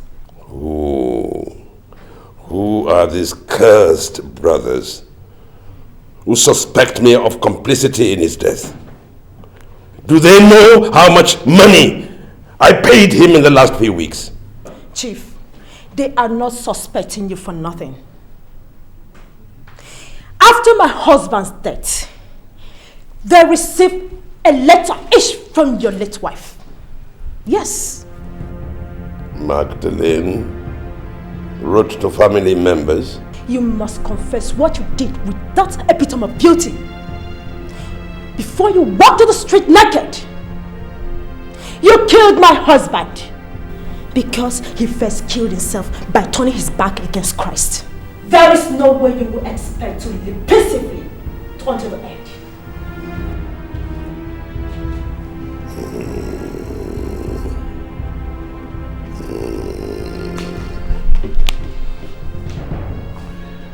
There is only one reason, just one, that my hands are not plain black and blue on your face. Now you better be careful, otherwise I'll deal with you. Chief Ibanugo, you can do nothing. You should first survive what is coming your way before you start thinking of who to do it. He that is in me is greater than he that is in the world. No weapon fashioned against me will ever succeed. Men like you led my husband into Satanism. You made him abandon his primary call as an evangelist, and he went into the occult. I pray in the name of Jesus, no weapon fashioned against you ever succeed in Jesus' name. Holy Ghost fire! Holy Ghost fire! Holy Ghost fire! Rekeseli baba, mayekali baba, rekeseli baba, rekeseli baba. I bind you in the name of Jesus. I bind you, hide the feet in Jesus' mighty name. Holy Ghost fire! Holy Ghost fire! Rekeseli baba, destroy in the name of Jesus. No weapon formed against me will ever succeed in the mighty name of Jesus.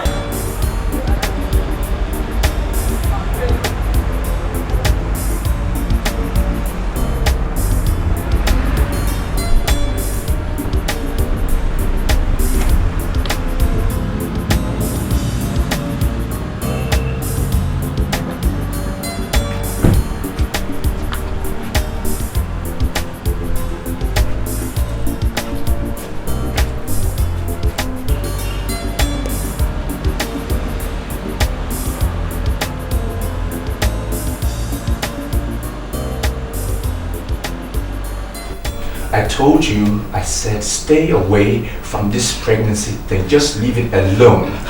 I only wanted to get the truth. What truth do you want to know? What other truth is there? Whatever I told you is the truth. That is it. Tonya and I, we're in love.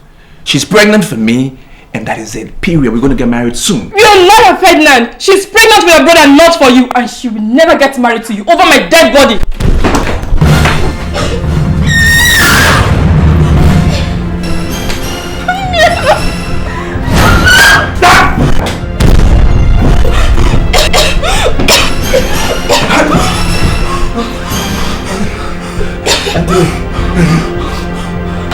Anthony!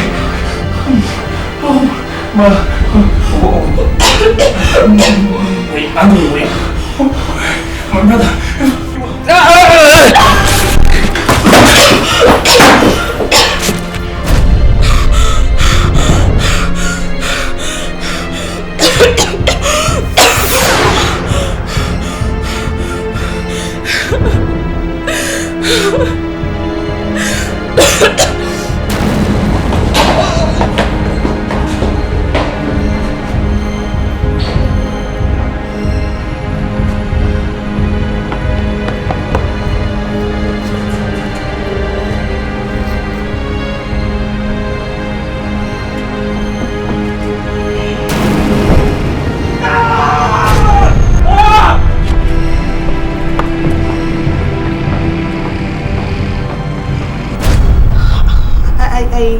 I didn't want to tell you about the pregnancy because I didn't know how you were going to feel about it.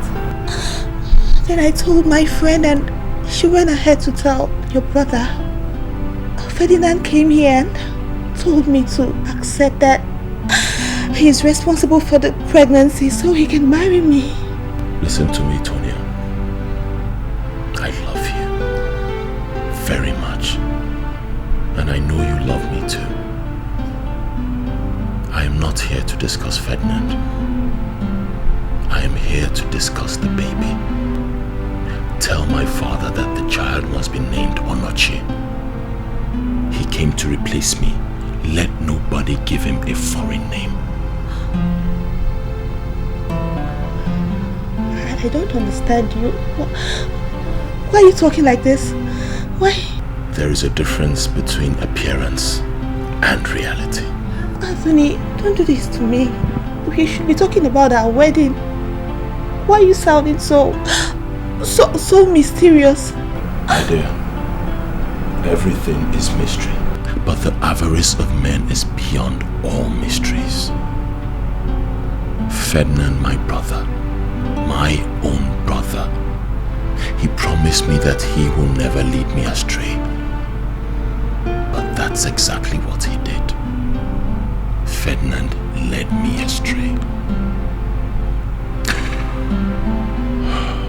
Be strong. Be strong, my love. Be strong. I have to be on my way. You have to be on your way to where? Anthony!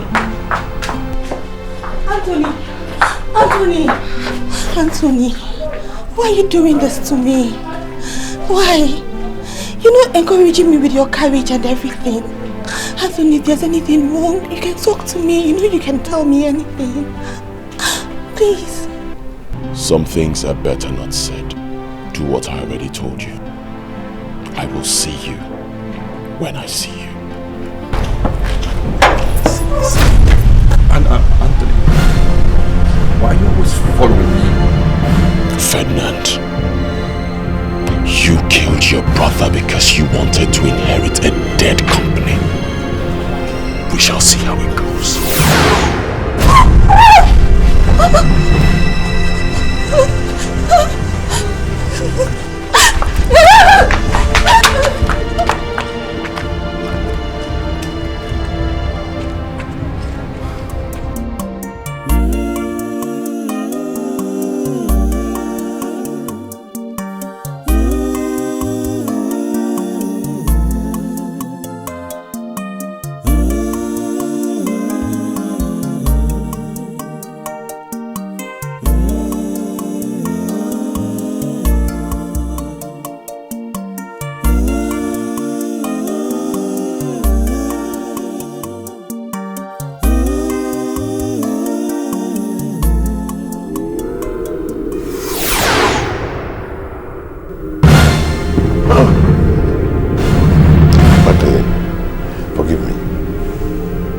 Please, forgive me. It was not my idea.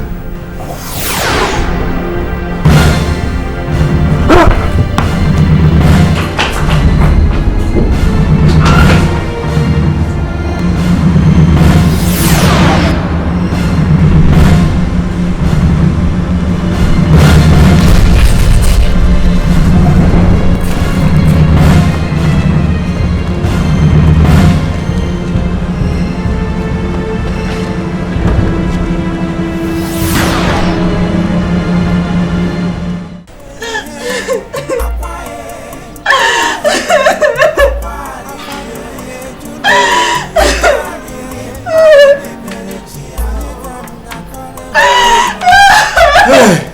And so, why would Ferdinand kill his brother? Why? Huh? Hey! I told him he was going to destroy himself. Huh? Why did he kill my son? Huh?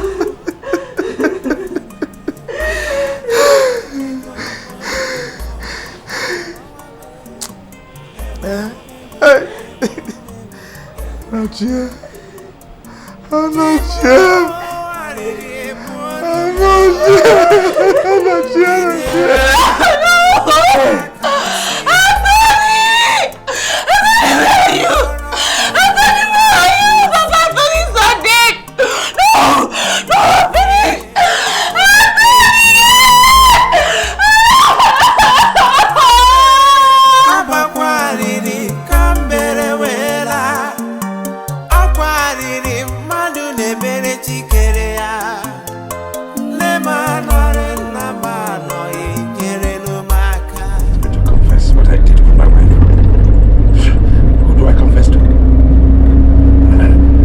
I confess anyway. Okay. We are in GRA right now. Am I taking you to? If you know the caliber of the person in this godforsaken taxi, then you will shut your smelly mouth. Sorry, sir. And drive. I'm sorry, sir. Drive me to Studio Bar, and that is on Studio Avenue. Okay, sir. I'm sorry, sir.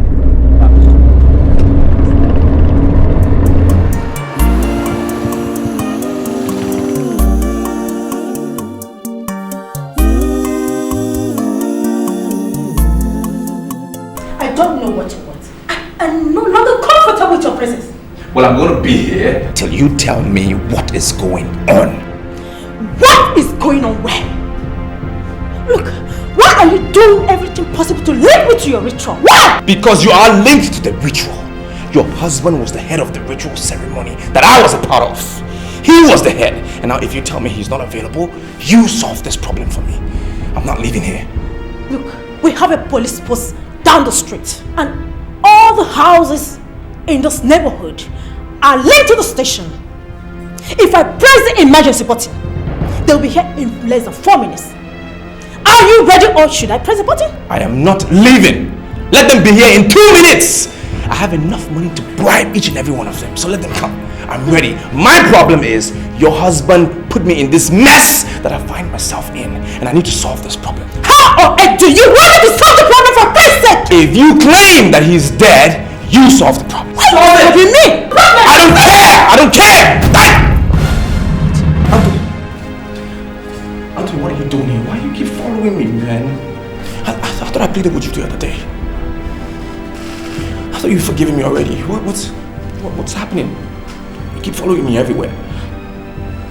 Look, this one. I'm even here. I'm trying to talk to the guy's wife. I'm trying to get that guy to blow the thing again. Maybe you can come out of the grave and then join me again. Stop following me, man. I'm working on this. I'm trying to solve the problem.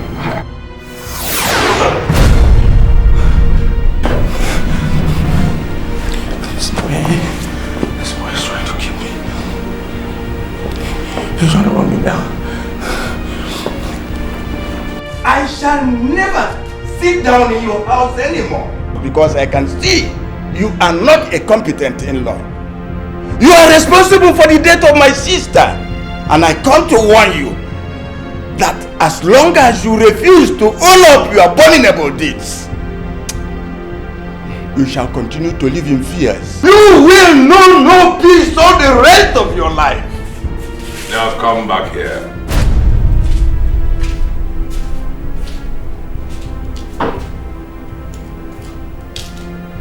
I am letting you go out of this place alive because of just one person. My late wife. Now you ever do what you have just done just now, you will regret the day you were born. It's the people who do not know you that will panic at your rebuke. Me? I know you as a bunch of vanity and nothingness. Honestly. It is the people who call you Chief Ibanugo and you think you have arrived. You must tell the whole world what happened to my sister Magdalene, or else you face your eternal damnation.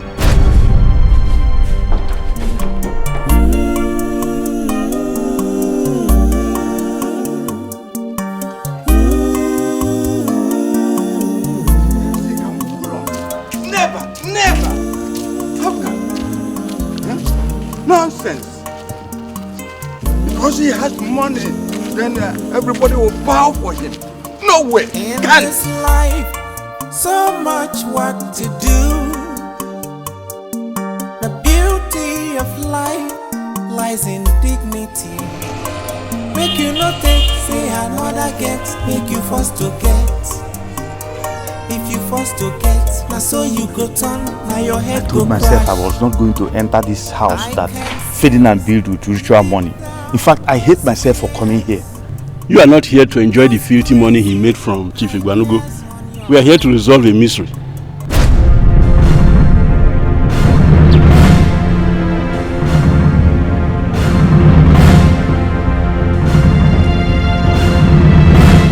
Is that not Anthony, my son?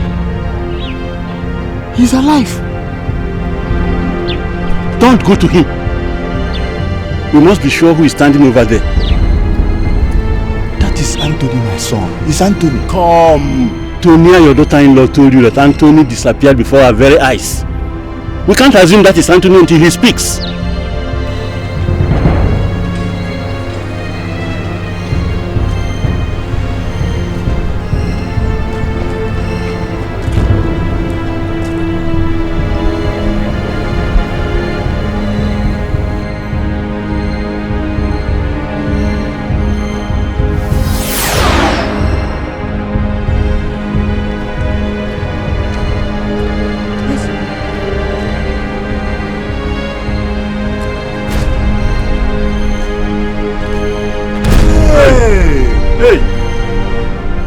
Hey!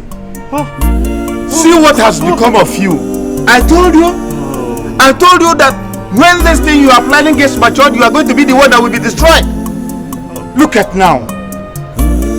Look at the situation you find yourself.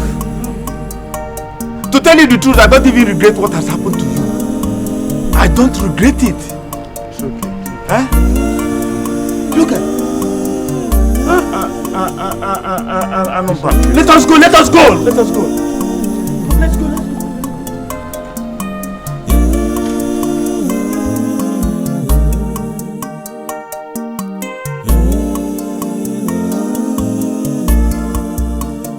In this life, so much work to do. The beauty of life lies in dignity. Make you not take, say another get, make you first to get. If you first to get, now so you go turn, now your head go crash.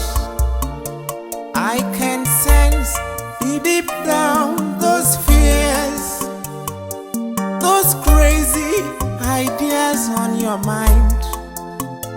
Let's not destroy the bond God has given. 'Cause I know no sweat, no gain.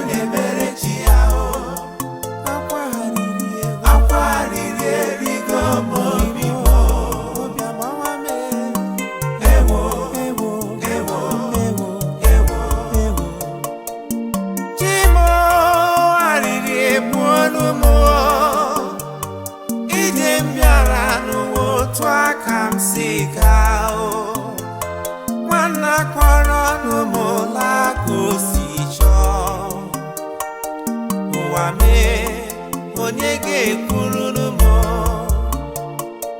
akwa mbere agbakwarịrị ka mbere wela akwarịrị mmadụ na-ebere Chike